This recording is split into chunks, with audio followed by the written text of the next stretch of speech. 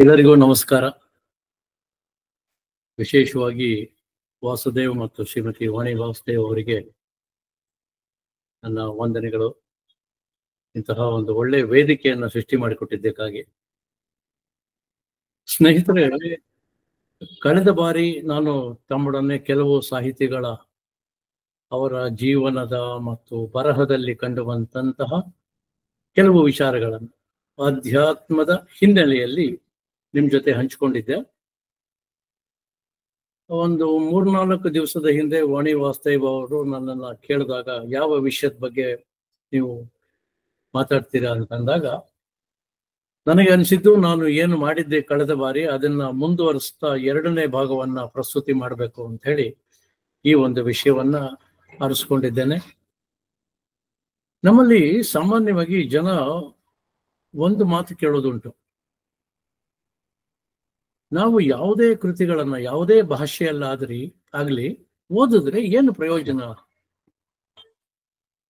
ಇಲ್ಲಿ ಒಂದು ಸಣ್ಣ ಘಟನೆಯನ್ನ ಪ್ರಾರಂಭದಲ್ಲಿ ನಿಮ್ ಜೊತೆ ಹಂಚಿಕೊಂಡು ಇದನ್ನ ಮುನ್ನುಡಿಯಾಗಿ ಇಟ್ಕೊಂಡು ನಂತರ ವಿಷಯ ಪ್ರವೇಶ ಮಾಡಬೇಕು ಅಂತ ಅನ್ಕೊಂಡಿದ್ದೇನೆ.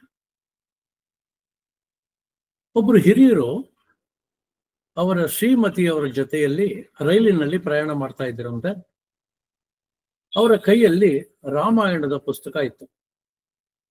ಅವ್ರ ಎದುರಿಗೆ ಒಬ್ಬ ಯುವಕ, ಆತನ ಹೆಂಡತಿ ಯುವತಿ, ಅವರಿಬ್ರು ಕೂತಿದ್ರು. ಈ ಹಿರಿಯರು ಪುಸ್ತಕವನ್ನು ಓದ್ತಾನೇ ಇದ್ರು. ಆ ಹುಡುಗ ಸುಮಾರು ಹೊತ್ತು ನೋಡ್ದ, ನಂತರ ಕೇಳ್ದ, ಸರ್, ನಾನು ಆವಾಗಿಂದ ನೋಡ್ತಾ ಇದ್ದೀನಿ, ನೀವು ಈ ರಾಮಾಯಣ ಕೃತಿಯನ್ನು ಇಟ್ಕೊಂಡು ಓದ್ತಾನೇ ಇದ್ದೀರಾ, ಅದರಲ್ಲಿ ತಲ್ಲೀನರಾಗ್ಬಿಟ್ಟಿದ್ದೀರಾ. ಈ ರಾಮಾಯಣ ನಡೆದಿದೆಯೋ ಇಲ್ಲವೋ ನಮಗಂತೂ ಗೊತ್ತಿಲ್ಲ, ಇದನ್ನ ಇಷ್ಟೊಂದು ಸೀರಿಯಸ್ ಆಗಿ ನೀವು ಓದ್ಬೇಕಾ? ಏನ್ ಪ್ರಯೋಜನ ಓದೋದ್ರಿಂದ ಅಂತ ಕೇಳ್ತಾನೆ. ಈ ಹಿರಿಯ ವಯಸ್ಕರು ಅವ್ರಿಗೇನು ಉತ್ತರ ಕೊಡೋದಿಲ್ಲ, ನಕ್ಕು ಬಿಟ್ಟು ಸುಮ್ಮನೆ ಆಗ್ತಾರೆ. ನಂತರ ಮುಂದೆ ಒಂದು ಸ್ಟೇಷನ್ ನಲ್ಲಿ ಅವರು ಅವರ ಹೆಂಡತಿ ಸಾಮಾನೆಲ್ಲ ತಕೊಂಡು ಇಳಿತಾರೆ. ಆ ಯುವಕ ಕೂಡ ತನ್ನ ಹೆಂಡತಿಯನ್ನ ಇಳಿಸ್ಕೊಳ್ತಾನೆ. ಅದು ಒಂದು ಜಂಕ್ಷನ್. ಇವರು ಅಲ್ಲಿ ರೈಲನ್ನ ಬದಲಾಯಿಸ್ಬೇಕಾಗತ್ತೆ. ಈ ವಯಸ್ಸಾದವರು ತಮ್ಮ ಸಾಮಗ್ರಿಗಳನ್ನ ತಗೊಂಡು ಅವರ ಆ ರೈಲ್ವೆ ಕಂಪಾರ್ಟ್ಮೆಂಟ್ ನಲ್ಲಿ ಇಟ್ಟು ಅವರ ಶ್ರೀಮತಿಯವನ್ನ ಕೂಡಿಸಿ ತಾವು ಕೂತ್ಕೊಳ್ತಾರೆ. ಆ ಯುವಕ ಕೂಡ ಎಲ್ಲ ಸಾಮಗ್ರಿಗಳನ್ನ ಇಟ್ಟು ಕೂತ್ಕೊಳ್ತಾನೆ. ಟ್ರೈನ್ ಮಾರ್ಚ್ ಆಗತ್ತೆ. ಆವಾಗ ಇವನು, ಅಯ್ಯೋ ನನ್ನ ಹೆಂಡ್ತಿನೇ ಬಂದಿಲ್ಲ ಅಂತ ಕಿರ್ಚ್ಕೊಳ್ತಾನೆ. ತಕ್ಷಣ ಯಾರೋ ಚೈನ್ ಎಳಿತಾರೆ, ರೈಲ್ ನಿಂತ್ಕೊಳ್ಳುತ್ತೆ. ಹೋಗಿ ತನ್ನ ಹೆಂಡತಿಯನ್ನು ಕರ್ಕೊಂಡು ಬಂದು ಕೂಡಿಸ್ಕೊಳ್ತಾನೆ. ಮತ್ತೆ ಗಾರ್ಡ್ ಬಂದು ಯಾರು ಚೈನ್ ಎಳೆದಿದ್ದು ಎಲ್ಲ ಆಗತ್ತೆ, ಅವನಿಗೆ ಫೈನ್ ಹಾಕಿ ಎಲ್ಲ ಆದ್ಮೇಲೆ ರೈಲು ಪ್ರಯಾಣ ಪ್ರಾರಂಭ ಮಾಡುತ್ತೆ. ಆವಾಗ ಈ ಹಿರಿಯರು ಅವನ್ಗೆ ಹೇಳ್ತಾರೆ, ನೋಡಪ್ಪ, ನೀನು ನನ್ನನ್ನು ಒಂದು ಪ್ರಶ್ನೆ ಕೇಳಿದೆ, ಆವಾಗಿಂದ ನಾನು ನೋಡ್ತಾ ಇದ್ದೀನಿ, ನೀವು ರಾಮಾಯಣ ಪುಸ್ತಕನ ಹಿಡ್ಕೊಂಡು ಓದ್ತಾನೆ ಇದ್ದೀರಾ, ಏನು ಪ್ರಯೋಜನ ಇದರಿಂದ? ಜೀವನಕ್ಕೆ ಏನಾದ್ರೂ ಪ್ರಯೋಜನ ಆಗತ್ತಾ ಅಂತ ಕೇಳಿದ್ದೆ. ನೋಡು, ನಾನು ಓದ್ತಾ ಇದ್ದದ್ದು ಪ್ರಸಂಗ ರಾಮ ಸೀತೆ ಕಾಡಿನಲ್ಲಿ ಅವರು ವನವಾಸದಲ್ಲಿದ್ದಾಗ ಒಂದು ನದಿಯನ್ನು ದಾಟಬೇಕಾಗಿರುತ್ತೆ. ಅದರ ವರ್ಣನೆ ಇತ್ತು. ಅಲ್ಲಿ ಎಷ್ಟು ಸೊಗಸಾಗಿ ಅದನ್ನ ವರ್ಣಿಸಿದ್ರು ಅಂತಂದ್ರೆ, ರಾಮ ಕೆಲವು ಸಾಮಗ್ರಿಗಳನ್ನ ದೋಣಿಯಲ್ಲಿ ಇಟ್ಟು ಸೀತೆಯ ಕೈ ಹಿಡಿದು ಅವಳನ್ನ ದೋಣಿಯಲ್ಲಿ ಕೂಡಿಸಿ ನಂತರ ತಾನು ದೋಣಿಯಲ್ಲಿ ಕೂತ್ಕೊಳ್ತಾನೆ ಅನ್ನೋ ವಿವರ ಇತ್ತು. ಇದನ್ನ ಓದ್ತಾ ಇದ್ದೆ. ನಾನು ರೈಲಿಂದ ಇಳಿದಾಗ ಅದನ್ನೇ ಮಾಡಿದೆ. ನನ್ನ ಸಾಮಗ್ರಿಗಳನ್ನ ತಗೊಂಡು ನನ್ನ ಹೆಂಡತಿ ಕೈ ಹಿಡ್ಕೊಂಡು ಇಳಿಸ್ಕೊಂಡು ನಂತರ ಇನ್ನೊಂದು ರೈಲು ನಾವು ಬದಲಾಯಿಸ್ಬೇಕಿತ್ತಲ್ಲ, ಆ ರೈಲಿನಲ್ಲಿ ಸಾಮಗ್ರಿಗಳನ್ನ ಇಟ್ಟು ನನ್ನ ಹೆಂಡತಿಯನ್ನು ಕೂಡಿಸಿ ನಾನು ಕೂತ್ಕೊಂಡೆ. ನೀ ಗಮನಿಸಿರ್ಬೇಕು. ಆದ್ರೆ ನೀನೇನ್ ಮಾಡ್ದಿ? ಅವಸರದಲ್ಲಿ ನೀನ್ ಬಂದು ಕೂತ್ಕೊಂಡಿ, ಸಾಮಗ್ರಿ ಇಟ್ಟಿ ನೀನ್ ಕೂತ್ಕೊಂಡಿ, ನಿನ್ನ ಹೆಂಡತಿ ಜೊತೆಗೆ ಇದ್ದಾಳೋ ಇಲ್ವೋ ಅಂತ ನೀನ್ ಗಮನಿಸ್ಲಿಲ್ಲ. ಹಾಗಾಗಿ ನೋಡು, ಯಾವುದೇ ಒಂದು ಪುಸ್ತಕವನ್ನ ಓದಿದಾಗ ಅದರಲ್ಲಿ ನಮ್ಮ ಬಾಳಿಗೆ ಅನುಕೂಲವಾಗುವಂತಹ ಬೇಕಾದಷ್ಟು ವಿಚಾರಗಳಿರುತ್ತೆ. ಅದನ್ನ ನಾವು ಆಯ್ಕೊಳ್ಬೇಕು. ಅದನ್ನ ಆಯ್ಕೆ ಮಾಡಿಕೊಂಡು ಅದನ್ನ ನಾವು ನಮ್ಮ ಜೀವನದಲ್ಲಿ ಅದರ ಜೀವನದ ಒಂದು ಅಂಗವಾಗಿ ಪರಿಗಣಿಸಿ ನಾವು ಅದನ್ನ ಅಭ್ಯಾಸ ಮಾಡಬೇಕು. ಹಾಗಾಗಿ ಯಾವುದೇ ಪುಸ್ತಕವನ್ನು ಓದಿದ್ರು ಚಿಂತೆ ಇಲ್ಲ, ಒಳ್ಳೆಯದನ್ನ ನಾವು ತಗೊಳ್ಬೇಕು. ಅದನ್ನ ಜೀವನದಲ್ಲಿ ನಾವು ಅನುಷ್ಠಾನಕ್ಕೆ ತರಬೇಕು. ಹಾಗಾಗಿ ನೀನು ಕಟ್ಟುಕತೆ ಇದನ್ನೆಲ್ಲ ಬಿಟ್ಟುಬಿಟ್ಟು ನೀನು ಕೂಡ ರಾಮಾಯಣವನ್ನು ಓದಪ್ಪ, ನಿನಗೆ ಬೇಕಾದಷ್ಟು ಸಂದೇಶಗಳು ಸಿಗತ್ತೆ, ನಿನ್ನ ಜೀವನಕ್ಕೆ ಒಳ್ಳೇದಾಗತ್ತೆ ಅಂತಂದಾಗ ಅವನು ಇವರಿಗೆ ನಮಸ್ಕಾರ ಮಾಡಿ ಹೇಳ್ತಾನೆ, ದಯಮಾಡಿ ನನ್ನನ್ನು ಕ್ಷಮಿಸ್ಬೇಕು, ನಾನು ಅಲ್ಪ ಬುದ್ಧಿಯವನು, ನನಗೆ ಗೊತ್ತಿರ್ಲಿಲ್ಲ, ನಾನೇನೋ ಬಹಳ ಓದ್ಬಿಟ್ಟಿದ್ದೀನಿ ಅಂತ ಅನ್ಕೊಂಡಿದ್ದೆ, ದಯಮಾಡಿ ನನ್ನನ್ನು ಕ್ಷಮಿಸ್ಬೇಕು.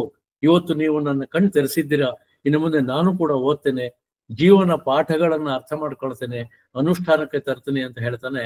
ಆಗ ಇವರು ತುಂಬಾ ಹೃದಯದಿಂದ ಅವನಿಗೆ ಆಶೀರ್ವಾದ ಮಾಡಿ ಹೇಳ್ತಾರೆ, ಒಳ್ಳೇದಾಗ್ಲಪ್ಪ ಮಗ, ಚೆನ್ನಾಗಿ ನೋಡ್ಕೊಂಡು ನೀನು ಹೇಳ್ತೀನ ಅಂತ ಹೇಳ್ತಾರೆ.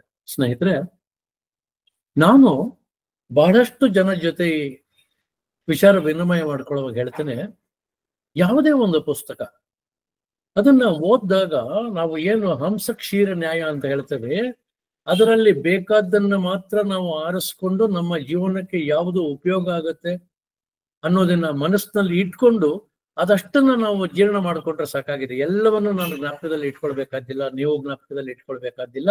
ಆದರೆ ನಮ್ಮ ಕನ್ನಡ ಸಾಹಿತ್ಯ ಎಷ್ಟು ಶ್ರೀಮಂತವಾಗಿದೆ ಅಂತಂದ್ರೆ, ಎಲ್ಲರಿಗೂ, ಎಲ್ಲ ವಯೋಮಾನದವರಿಗೆ, ಎಲ್ಲ ಕಾಲಘಟ್ಟಗಳಲ್ಲಿ ನಮಗೆ ಬೇಕಾಗುವಂತಹ ಸಾಕಷ್ಟು ವಿಚಾರಗಳನ್ನ ಅವರು ನಮಗೆ ಕೊಟ್ಟಿದ್ದಾರೆ.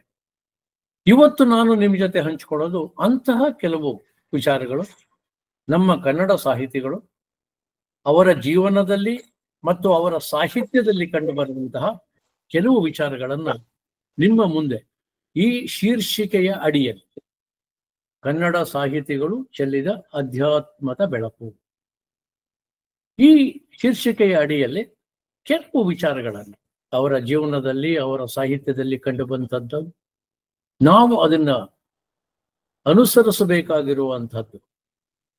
ನಾವು ಬಹಳಷ್ಟು ಜನ ದೊಡ್ಡ ದೊಡ್ಡ ಸಾಹಿತಿಗಳ ಹೆಸರನ್ನ ಕೇಳಿರ್ತೇವೆ. ಯಾಕೆಂತಂದ್ರೆ ಇವತ್ತು ಸಾಮಾನ್ಯವಾಗಿ ಎಲ್ಲರೂ ಮಾತಾಡ್ತಾರೆ, ಬಹಳ ದೊಡ್ಡ ಸಾಹಿತಿಗಳು. ನಮ್ಮ ಕನ್ನಡ ಸಾಹಿತ್ಯ ಎಷ್ಟು ಶ್ರೀಮಂತ ಅಂತಂದ್ರೆ, ಹೆಚ್ಚು ಜ್ಞಾನಪೀಠ ಪ್ರಶಸ್ತಿ ಬಂದಿರೋದು ಕನ್ನಡ ಭಾಷೆಗೆ, ಬೇರೆ ಯಾವ ಭಾಷೆಗೂ, ಭಾರತೀಯ ಭಾಷೆಗೂ ಬಂದಿಲ್ಲ. ಅಂತ ಶ್ರೀಮಂತ ಭಾಷೆ. ನಾವು ಮೊದಲು ಆಯ್ಕೆ ಮಾಡ್ಕೊಂಡಿರೋದು ನಮ್ಮ ಕನ್ನಡದ ಆಸ್ತಿ ಅಂತ ಕರಿತೀವಿ, ಮಾಸ್ತಿ, ಕನ್ನಡದ ಆಸ್ತಿ ಅಂತ ಹೇಳ್ತಾರೆ. ಮಾಸ್ತಿ ವೆಂಕಟೇಶ ಅಯ್ಯಂಗಾರ್. ಅವರ ಮನೆ ಇಲ್ಲೇ ಬೆಂಗಳೂರಿನ ಗವಿಪುರಂನಲ್ಲಿದೆ, ಬಹಳ ದೊಡ್ಡ ಮನೆ. ಅಲ್ಲಿ ಒಂದು ಪ್ರತಿಷ್ಠಾನವನ್ನು ಕೂಡ ಮಾಡಿದ್ದಾರೆ. ಅವರ ಸಾಹಿತ್ಯ ಸಮಗ್ರ ಅಧ್ಯಯನಕ್ಕೆ, ಸಂಶೋಧನೆಗೆ ಒಂದು ಪ್ರತಿಷ್ಠಾನವನ್ನು ಮಾಡಿದ್ದಾರೆ. ಮಾಸ್ತಿ ಕನ್ನಡದ ಆಸ್ತಿ. ಚಿಕ್ಕ ಚಿಕ್ಕ ಕಥೆಗಳನ್ನ ಶ್ರೀನಿವಾಸ ಅನ್ನುವ ಕಾವ್ಯನಾಮದಿಂದ ಅವರು ಹೆಚ್ಚು ಪರಿಚಿತರು. ಅವರು ಮಾಸ್ತಿ ವೆಂಕಟೇಶ ಅಯ್ಯಂಗಾರ್ ಅಂತ ಬರೀತಿರ್ಲಿಲ್ಲ, ಶ್ರೀನಿವಾಸ ಅಂತ ಬರಿತಾ ಇದ್ರು. ಸಣ್ಣ ಸಣ್ಣ ಕಥೆಗಳು, ಬಹಳಷ್ಟು ಕಥೆಗಳು. ಅದು ಕೆಲವು ನಮ್ಮ ದೂರದರ್ಶನದಲ್ಲಿ, ಕೆಲವು ಸಂಚಿಕೆಗಳಲ್ಲಿ ಅದು ಬಂದದ್ದು ಉಂಟು. ಅವರ ಜೀವನದಲ್ಲಿ ನಡೆದಂತಹ ಎರಡು ಘಟನೆಗಳು.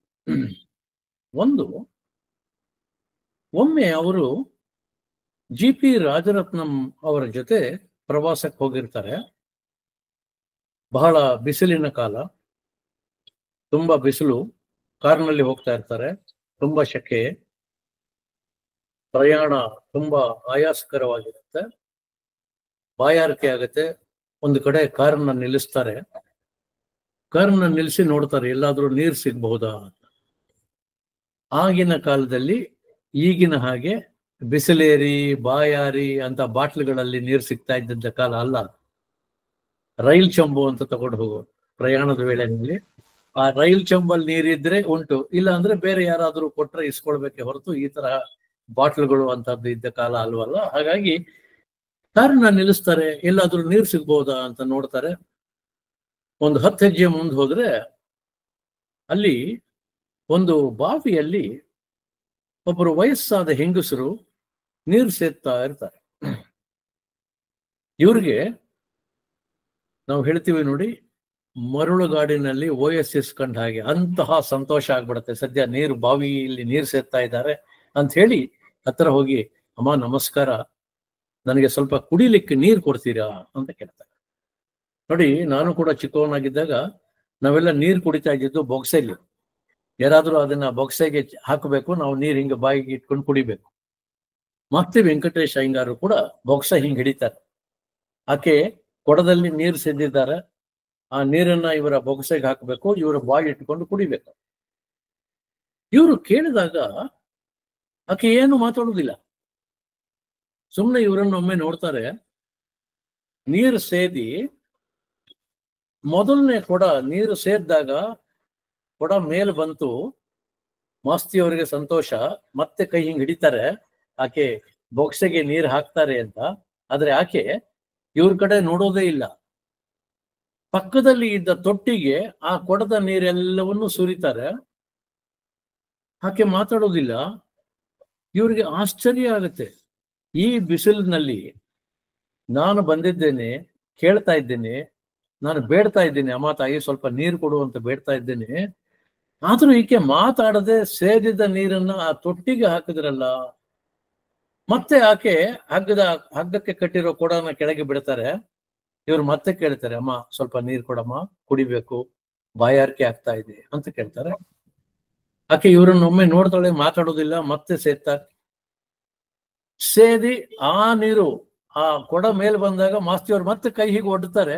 ಆದ್ರೆ ಆಕೆ ಆ ನೀರನ್ನ ಮತ್ತೆ ತೊಟ್ಟಿಗೆ. ಇವ್ರಿಗೆ ಮತ್ತಷ್ಟು ಆಶ್ಚರ್ಯ ಆಗುತ್ತೆ, ಸ್ವಲ್ಪ ಸಿಟ್ಟು ಬರುತ್ತೆ, ಆದ್ರೆ ತೋರಿಸ್ಕೊಳ್ಳೋದಿಲ್ಲ. ಮತ್ತೆ ಆಕೆ ಕೊಡವನ್ನ ಬಾವಿಗೆ ಬಿಡ್ತಾರೆ. ನೀರು ಮೇಲೆ ಸೇದ ಮೇಲೆ ಹೇಳ್ತಾರೆ, ಬೊಕ್ಸೆ ಹಿಡೀರಿ ಅಂತ ಹೇಳ್ತಾರೆ. ಇವರು ಬೊಕ್ಸೆ ಹಿಡಿತಾರೆ, ಅವ್ರು ನೀರು ಹಾಕ್ತಾರೆ. ಇವರು ಸಾಕಷ್ಟು ನೀರು ಕುಡಿದ್ಮೇಲೆ ಇವ್ರು ಕೇಳ್ತಾರೆ, ಅಮ್ಮ ನಾನು ನೀರು ಕೇಳಿದಾಗ ನನಗೆ ಕೊಡ್ಲಿಲ್ಲ, 2 ಕೊಡ ನೀರು ಸೇರಿ ಆ ತೊಟ್ಟಿಗೆ ಹಾಕಿದ್ರಿ, ನನಗ್ ಕೊಡ್ಲಿಲ್ಲ, ಯಾಕೆ? ಅವಾಗ ಆಕೆ ಹೇಳ್ತಾರೆ, ನೋಡಿ ನೀವ್ಯಾರೋ ನನಗೆ ಗೊತ್ತಿಲ್ಲ, ಆದ್ರೆ ನಮ್ಮ ಹಳ್ಳಿಗೆ ಬರ ಬಂದದ್ದು, ನಮ್ಮಲ್ಲಿ ನೀರೇ ಇರಲಿಲ್ಲ. ಇಲ್ಲಿಯ ಹಿರಿಯ ಅಧಿಕಾರಿ ಒಬ್ರು ಈ ಬಾವಿಯನ್ನ ತೋಡಿಸ್ಕೊಟ್ಟಿದ್ದಾರೆ. ಬಾವಿ ತೋಡಿಸ್ಕೊಟ್ಟಾಗ ಒಂದು ಮಾತು ಹೇಳಿದ್ದಾರೆ ಹಳ್ಳಿಯವರಿಗೆ, ಯಾರೇ ಯಾವುದೇ ಕಾರಣಕ್ಕೆ ಈ ಬಾವಿಯ ನೀರನ್ನ ಬಳಸುವಾಗ 2 ಕೊಡ ನೀರನ್ನ ಆ ತೊಟ್ಟಿಗೆ ಹಾಕಬೇಕು. ಯಾಕೆ ಅಂತಂದ್ರೆ, ಮನುಷ್ಯರು ನಿಮ್ಮ ಬಳಿ ಬಂದ್ರೆ ಬಾಯಿ ಬಿಟ್ಟು ಕೇಳ್ತಾರೆ, ನನಗೆ ಬಾಯಾರಿಕೆ ಆಗಿದೆ, ಸ್ವಲ್ಪ ನೀರು ಕೊಡಮ್ಮ ಅಂತ ಕೇಳ್ತಾರೆ. ಆದ್ರೆ ಮೂಕ ಪ್ರಾಣಿಗಳು ಬಿಸಿಲಲ್ಲಿ ನೀರು ಸಿಗದೆ ಪರದಾಡ್ತಾ ಇರುತ್ತವೆ, ಅವಕ್ಕೆ ಕೇಳಲಿಕ್ಕೆ ಬಾಯಿಲ್ಲ. ಅಂತಹ ಪ್ರಾಣಿಗಳಿಗೆ ನೀವು ನೀರು ಕೊಡಬೇಕು. ಅದರಿಂದ ಮೊದಲು 2 ಕೊಡ ಆ ತೊಟ್ಟಿಗೆ ಹಾಕಬೇಕು, ನಂತರ ನೀವು ಬಳಸಬೇಕು ಅಂತ ಹೇಳಿದ್ದಾರೆ. ಆ ಪುಣ್ಯಾತ್ಮರು ತೋಡಿಸಿದಂತ ಬಾವಿ ಇದು. ಅವರ ಹೇಳಿದ ಆ ಮಾತು ನಮಗೆ ಆಜ್ಞೆಯಾಗಿದೆ. ಅವತ್ತಿಂದ ನಾವು ಯಾರೇ ಬಾವಿಯನ್ನ ಬಳಸಿದ್ರು ಕೂಡ 2 ಕೊಡ ನೀರು ಅದಕ್ಕೆ ಹಾಕ್ತೇವೆ. ಅಕಸ್ಮಾತ್ ಆ ತೊಟ್ಟಿ ತುಂಬಿದ್ರೆ ಮಾತ್ರ ನಾವು ಹಾಗೆ ಬಳಸ್ತೇವೆ, ಇಲ್ಲ ಅಂದ್ರೆ 2 ಕೊಡ ನೀರನ್ನ ನಾವು ತೊಟ್ಟಿಗೆ ಹಾಕಲೇಬೇಕು. ಇದನ್ನ ನಾವು ಪಾಲಿಸ್ಕೊಂಡು ಬಂದಿದ್ದೀವಿ. ಅಂತಹ ಪುಣ್ಯಾತ್ಮರು ಹೇಳಿರುವಂತಹದ್ದು, ಅವರ ಮಾತನ್ನ ನಾವು ಮೀರೋ ಹಾಗಿಲ್ಲ. ನಮಗೆ ನೀರು ಕೊಟ್ಟಂತಹ ಪುಣ್ಯಾತ್ಮ ಭಗೀರಥ, ಹಾಗಾಗಿ ನಾವು ಇದನ್ನೇ ಮಾಡಿದ್ವಿ, ನಿಮಗೆ ಬೇಜಾರಾಗಿರ್ಬೋದು, ದಯವಿಟ್ಟು ಕ್ಷಮಿಸಿ ಅಂತ ಆಕೆ ಮಾಸ್ತಿಯವರಲ್ಲಿ ಕೇಳ್ತಾರೆ. ಮಾಸ್ತಿಯವರಿಗೆ ಬಹಳ ಸಂತೋಷ ಆಗುತ್ತೆ. ಯಾಕೆ ಅಂತಂದ್ರೆ, ಆ ಬಾವಿಯನ್ನ ತೋಡಿಸಿಕೊಟ್ಟವರೇ ಮಾಸ್ತಿ ವೆಂಕಟೇಶ ಅಯ್ಯಂಗಾರ್. ಅವರು ಒಂದು ಉನ್ನತ ಹುದ್ದೆಯಲ್ಲಿ ಇದ್ರು, ಅಸಿಸ್ಟೆಂಟ್ ಕಮಿಷನರ್ ರ್ಯಾಂಕ್ ನಲ್ಲಿ ಇದ್ದಂಥವ್ರು. ಅವರು ಬಾವಿ ತೋಡಿಸ್ಕೊಟ್ಟಾಗ ಆ ಸುತ್ತಮುತ್ತಲಿನ ಹಳ್ಳಿ ಜನಕ್ಕೆ ಹೇಳಿರ್ತಾರೆ ಈ ಮಾತನ್ನ. ಆಕೆ ಅದನ್ನ ಪರಿಪಾಲಿಸ್ತಾ ಇರ್ತಾರೆ. ಇದನ್ನ ಕೇಳಿ ಇವರಿಗೆ ಬಹಳ ಸಂತೋಷ ಆಗತ್ತೆ. ಆದ್ರೂ ಕೂಡ ಅವರು ನಾನೇ ನಮ್ಮ ಆ ಅಧಿಕಾರಿ ಅಂತ ಹೇಳೋದಿಲ್ಲ. ನೋಡಿ, ಇದನ್ನ ನಾವು ಗಮನಿಸ್ಬೇಕು. ಅಧ್ಯಾತ್ಮದಲ್ಲಿ ಇದು ಬಹಳ ಮುಖ್ಯ. ಅಹಂ ಅನ್ನೋದು ಬರಬಾರದು. ಅಲ್ಲಿ ಅಹಂ ಇಲ್ಲ. 4 ಜನಕ್ಕೆ ಉಪಯೋಗ ಆಗ್ತಾ ಇದೆ, ಪ್ರಾಣಿ ಪಕ್ಷಿಗಳಿಗೆ ಅನುಕೂಲ ಆಗ್ತಾ ಇದೆ, ನನ್ನ ಮಾತನ್ನ ಶಿರಸ ವಹಿಸಿ ನಡೆಸ್ತಾ ಇದ್ದಾರೆ ಹಳ್ಳಿಯವರು ಅನ್ನೋ ಸಂತೋಷ. ಆದ್ರೆ ನಾನೇ ಆ ಅಧಿಕಾರಿ ಅಂತ ಅವ್ರು ಹೇಳೋದಿಲ್ಲ. 2 ಕಾರಣ ಹೇಳ್ತಾರೆ ಮಾಸ್ತಿ ಅವರು. ಒಂದು, ನಾನು ಅನ್ನೋದು ಬರಬಾರ್ದು. 2ನೇದು, ನಾನೇ ಅಂತ ಹೇಳಿಬಿಟ್ರೆ ಆಕೆಗೆ ಗಾಬರಿ ಆಗ್ಬಹುದು, ಆಕೆಗೆ ಮನಸ್ಸಿಗೆ ನಿಜವಾಗ್ಲೂ ಆಘಾತವಾಗಬಹುದು. ಅದು ನಾನು ಮಾಡಬಾರ್ದಲ್ವಾ? ಯಾಕೆಂದ್ರೆ ಆಕೆ ನಾನು ಏನು ಹೇಳಿದ್ದೆ ಅಧಿಕಾರಿಯಾಗಿ ಅದನ್ನ ಪರಿಪಾಲಿಸ್ತಾ ಇದ್ದಾರೆ, ಅವರ ಮನಸ್ಸಿಗೆ ಬೇಜಾರಾಗಬಾರ್ದು ಅನ್ನೋ ಕಾರಣಕ್ಕೆ ನಾನೇ ಆತ ಅಂತ ಹೇಳಿಲ್ಲ ಅಂತ ಅವರು ರಾಜರತ್ನಂಗೆ ನಂತರ ಹೇಳ್ತಾರೆ. ಸ್ನೇಹಿತರೆ, ಇದನ್ನ ನಾವು ಗಮನಿಸ್ಬೇಕು. ನೋಡಿ, ಅಹಂ ಅನ್ನೋದಿಲ್ಲ. ಬೇರೆಯವರ ಮನಸ್ಸಿಗೆ ನೋವು ಉಂಟು ಮಾಡಬಾರದು ಅನ್ನುವ ಒಂದು ಸಂದೇಶವನ್ನು ಕೂಡ ಮಾಸ್ತಿಯವರು ನಮಗೆ ಕೊಟ್ಟು ಹೋಗಿದೆ. ಹಾಗಾಗಿ ನಾವು ಮಾಸ್ತಿ ಕನ್ನಡದ ಆಸ್ತಿ ಅಂತ ಇವತ್ತು ನಾವು ಹೇಳ್ತೀವಿ. ಇನ್ನೊಂದು ಪ್ರಸಂಗ ಅವರ ಜೀವನದಲ್ಲಿ ನಡೆದದ್ದು. ಒಮ್ಮೆ ಅವರ ಮನೆಗೆ ವಯಸ್ಸಾದ ದಂಪತಿಗಳು ಬರ್ತಾರೆ. ಅವ್ರ ಮನೆಗೆ ಸುಮಾರು ಜನ ಹೋಗೋದು. ವೈಯಕ್ತಿಕ ಸಮಸ್ಯೆಯನ್ನು ತಗೊಂಡು ಹೋದವರು ಉಂಟು, ಸಾಹಿತ್ಯದ ಚರ್ಚೆಗಾಗಿ ಹೋದವರು ಉಂಟು, ಹಣಕಾಸಿನ ನೆರವಿಗೆ ಹೋದವರು ಉಂಟು, ಹಾಗೆ ಅಕ್ಕಪಕ್ಕದ ಮನೆಯವರು ಸುಮ್ಮನೆ ಉಭಯ ಕುಶಲೋಪರಿ ವಿಚಾರಿಸಲಿಕ್ಕೆ ಹೋಗಿದ್ದು ಉಂಟು. ಮಾಸ್ತಿ ಅವರ ಮನೆಯ ಬಾಗಿಲು ಸದಾ ತೆರೆದಿರ್ತೀವಿ. ನನಗೆ ಬಹಳ ಚೆನ್ನಾಗಿ ಜ್ಞಾಪಕ ಇರೋದು, ನಾನು ಕಾಲೇಜು ವಿದ್ಯಾರ್ಥಿ. ಅವರು ಗವಿಪುರಂ ಮನೆಯಿಂದ ಗಾಂಧಿ ಬಜಾರ್ನಲ್ಲಿ ಇರುವ ಬಸವನಗುಡಿ ಕ್ಲಬ್ಗೆ ಸಂಜೆ ಹೋಗೋರು. ಯಾವಾಗಲೂ ಕ್ಲೋಸ್ ಕಾಲರ್ ಕೋಟ್ ಹಾಕೊಂಡು ವಾಕಿಂಗ್ ಸ್ಟಿಕ್ ಹಿಡ್ಕೊಂಡು ಹೋಗೋರು. ಯಾರೇ ಎದುರಿಗೆ ಸಿಕ್ಕಿ ನಮಸ್ಕಾರ ಅಂತಂದ್ರೆ ಅದರಲ್ಲೂ ಕಿರಿಯರಿಗೆ ಜೇಬಿನಿಂದ ಒಂದು ಚಾಕ್ಲೇಟ್ ತೆಗೆದುಕೊಡೋರು. ಎಷ್ಟೋ ಸಂದರ್ಭದಲ್ಲಿ ಆ ಚಾಕ್ಲೇಟಿನ ಆಸೆಗಾಗಿ ನಾನು ಎದುರಿಗೆ ಹೋಗಿ ನಮಸ್ಕಾರ ಹೇಳಿದ್ದುಂಟು. ಅಂತಹ ಮನುಷ್ಯ. ಈ ವೃದ್ಧ ದಂಪತಿಗಳು ಹೋಗಿರ್ತಾರೆ. ಮಾಸ್ತಿಯವರು ಒಳಗಿಂದ ಬರ್ತಾರೆ. ಇವರು ಕೂತಿರೋದನ್ನ ನೋಡಿ ನಮಸ್ಕಾರ ಅಂತಾರೆ. ಅವ್ರು ಎದ್ದು ನಿಲ್ತಾರೆ. ಇಲ್ಲ ಕೂತ್ಕೊಳ್ಳಿ ಅಂತ ಅವ್ರನ್ನ ಕೂಡಿಸಿ, ಏನ್ ಸಮಾಚಾರ, ಏನ್ ಬಂದದ್ದು? ಅವರಿಬ್ಬರ ಕಣ್ಣಲ್ಲಿ ನೀರು. ಮಾಸ್ತಿಯವರು ಗಮನಿಸ್ತಾರೆ, ಇಬ್ಬರ ಕಣ್ಣಲ್ಲೂ ನೀರು ಬರ್ತಾ ಇದೆ. ಸಮಾಧಾನ ಮಾಡಿ ಕೂತ್ಕೊಳ್ಳಿ, ಚಿಂತೆ ಮಾಡಬೇಡಿ, ನೀರೇನಾದ್ರು ಬೇಕಾ ಅಂತ ಕೇಳ್ತಾರೆ. ಅವರೆಲ್ಲ ಬೇಡ ಅಂತಾರೆ. ಸಮಾಧಾನ ಮಾಡ್ಕೊಳ್ಳಿ, ಕೂತ್ಕೊಳ್ಳಿ, ಹೇಳಿ ಏನ್ ಸಮಾಚಾರ. ಆಗ ಆ ಯಜಮಾನರು ಹೇಳ್ತಾರೆ, ಸ್ವಾಮಿ, ನಿಮ್ಮಿಂದ ನಮಗೊಂದು ಸಹಾಯ ಆಗ್ಬೇಕು. ಹೇಳಿಪ್ಪ, ಏನಾಗ್ಬೇಕು? ಏನಿಲ್ಲ, ನಾವು ಹಣಕಾಸನ್ನ ಕೇಳಲಿಕ್ಕೆ ಬಂದಿಲ್ಲ. ನನ್ನ ಮಗ, ಒಬ್ಬನೇ ಮಗ, ಬಹಳ ಬುದ್ಧಿವಂತ, ಬಹಳ ಸುಂದರಾಂಗ, ಮದುವೆ ಆಗಿದೆ, ಒಂದು ಮಗುನೂ ಇದೆ. ಅವನು ಅವನ ಹೆಂಡತಿ ಮಗುನ ಕರ್ಕೊಂಡು ನಮ್ಗೆ ಏನೂ ಕಾರಣ ಹೇಳದೆ ಮನೆ ಬಿಟ್ಟು ಬೇರೆ ಒಂದು ಮನೆ ಮಾಡ್ಕೊಂಡು ಹೋಗ್ಬಿಟ್ಟಿದ್ದಾನೆ. ನಮಗೆ ಬಹಳ ಬೇಜಾರಾಗಿದೆ. ಇದಕ್ಕೆ ನೀವೇನಾದ್ರೂ ಒಂದು ಪರಿಹಾರ ಸೂಚಿಸ್ಬೇಕು ಅಂತ ಮಾಸ್ತಿಯವ್ರನ್ನ ಕೇಳ್ತಾರೆ. ಮಾಸ್ತಿಯವರು ಒಂದು ನಿಮಿಷ ಯೋಚನೆ ಮಾಡಿ ದೀರ್ಘವಾಗಿ ಉಸಿರು ತಗೊಂಡು ಉಸಿರು ಬಿಟ್ಟು ನಂತರ ಅವ್ರನ್ನ ಕೇಳ್ತಾರೆ, ನೋಡಿ, ಬೇಜಾರು ಮಾಡ್ಕೊಳ್ಬೇಡಿ, ನಾನು ಕೆಲವು ಪ್ರಶ್ನೆ ಕೇಳ್ತೀನಿ ನಿಮ್ಗೆ, ನೀವು ಉತ್ತರ ಕೊಡಬೇಕು, ಮುಚ್ಚುಮರೆ ಮಾಡಬೇಡಿ. ಅವ್ರು ಹೇಳ್ತಾರೆ, ಇಲ್ಲ, ತಾವು ಏನ್ ಕೇಳಿದ್ರು ನಾವು ಹೇಳ್ತೀವಿ. ಅವಾಗ ಇವರು ಪ್ರಶ್ನೆ ಮೇಲೆ ಪ್ರಶ್ನೆ, ಸಣ್ಣ ಸಣ್ಣ ಪ್ರಶ್ನೆಗಳನ್ನು ಕೇಳ್ತಾ ಹೋಗ್ತಾರೆ. ನಿಮ್ಮ ಮಗ ಹುಟ್ಟಿದಾಗ ನಿಮಗೆ ಬಹಳ ಸಂತೋಷ ಆಯ್ತಲ್ವಾ? ಅವರಿಬ್ರು ದಂಪತಿಗಳು, ಹೌದು, ಬಹಳ ಸಂತೋಷ ಆಯ್ತು, ಬಹಳ ವರ್ಷಗಳ ಮೇಲೆ ನಮಗೆ ಮಗು ಹುಟ್ಟಿದ್ದು, ಅದರಲ್ಲೂ ಗಂಡು ಮಗ ಅಂತ ಹೇಳಿ ಬಹಳ ಸಂತೋಷ ಆಯ್ತು ನಮಗೆ. ಬಹಳ ಸಂತೋಷ. ಅವನು ಬಹಳ ಚೆನ್ನಾಗಿದ್ದ ಅಲ್ವಾ? ಅಯ್ಯೋ, ಬಹಳ ಚೆನ್ನಾಗಿದ್ದ, ಸುಂದರಾಂಗ, ಈಗಲೂ ಬಹಳ ಚೆನ್ನಾಗಿದ್ದಾನೆ. ನೀವು ಹೆಮ್ಮೆ ಪಟ್ರಿ ಅಲ್ವಾ? ಗಂಡು ಮಗ ಬಹಳ ಚೆನ್ನಾಗಿದ್ದಾನೆ, ಸುಲದ್ರೂಪಿ ಅಂತ ಬಹಳ ಸಂತೋಷ ಪಟ್ರಿ ಅಲ್ವಾ? ಹೌದು, ಬಹಳ ಸಂತೋಷ. ಮುಂದೆ ಅವನು ಚೆನ್ನಾಗಿ ಓದ್ದ ಅಲ್ವಾ? ಅಯ್ಯೋ, ಬಹಳ ಚೆನ್ನಾಗಿ ಓದ್ದ, ಪ್ರತಿಯೊಂದು ತರಗತಿಯಲ್ಲೂ ಅವನೇ ಪ್ರಥಮ ಸ್ಥಾನದಲ್ಲಿ ಇರ್ತಿದ್ದ, ಎಲ್ಲ ಚಟುವಟಿಕೆಯಲ್ಲೂ ಇರ್ತಿದ್ದ, ಬಹಳಷ್ಟು ಪಾರಿತೋಷಿಕಗಳನ್ನ ತಗೊಂಡಿದ್ದಾನೆ, ಬಹಳ ಚೆನ್ನಾಗಿ ಓದ್ದ, ಡಿಗ್ರಿ ಸಂಪಾದನೆ ಮಾಡ್ದ, ನಂತರ ಒಳ್ಳೆ ಕೆಲಸ ಸಿಕ್ತು, ಒಳ್ಳೆ ಹೆಂಡತಿ ಸಿಕ್ಲು, ಅವಳು ಬಹಳ ಚೆನ್ನಾಗಿದ್ದಾಳೆ, ಅವರ ಮಗುನೂ ಅಷ್ಟೇ ಬಹಳ ಚೆನ್ನಾಗಿದೆ. ಆ ಮಗು ಜೊತೆ ಆಟ ಆಡ್ತಾ ಇದ್ದಾಗ ನಮ್ಗೆ ಬಹಳ ಸಂತೋಷ ಆಗ್ತಾ ಇತ್ತು ಅಂತಂದಾಗ ಮಾಸ್ತಿ ಅವ್ರು ಕೇಳ್ತಾರೆ, ನೋಡಿ, ಇಷ್ಟೆಲ್ಲ ಸಂತೋಷ ಪಟ್ಟಿದ್ದೀರಾ ನೀವು, ಮಗು ಆದಾಗ ಸಂತೋಷ ಪಟ್ಟಿದ್ದೀರಾ, ಅವನು ಚೆನ್ನಾಗಿದ್ದಾನೆ ಅಂತ ಆದಾಗ, ಅವನು ಅಂಬೆಗಾಲಿಟ್ಟಾಗ, ನಡೆದಾಗ, ಮಾತಾಡಿದಾಗ, ಅವನು ಶಾಲೆಯಲ್ಲಿ ಚೆನ್ನಾಗಿ ಓದಿದಾಗ, ಕ್ರೀಡೆಯಲ್ಲಿ ಭಾಗವಹಿಸಿ ಬಹುಮಾನ ತಗೊಂಡಾಗ, ಒಳ್ಳೆ ಕೆಲಸ ಸಿಕ್ಕಾಗ, ಮದುವೆ ಆದಾಗ, ಮಗು ಆದಾಗ, ಎಲ್ಲ ಸಂದರ್ಭಗಳಲ್ಲಿ ನೀವು ಸಂತೋಷ ಪಟ್ಟಿದ್ದೀರಾ.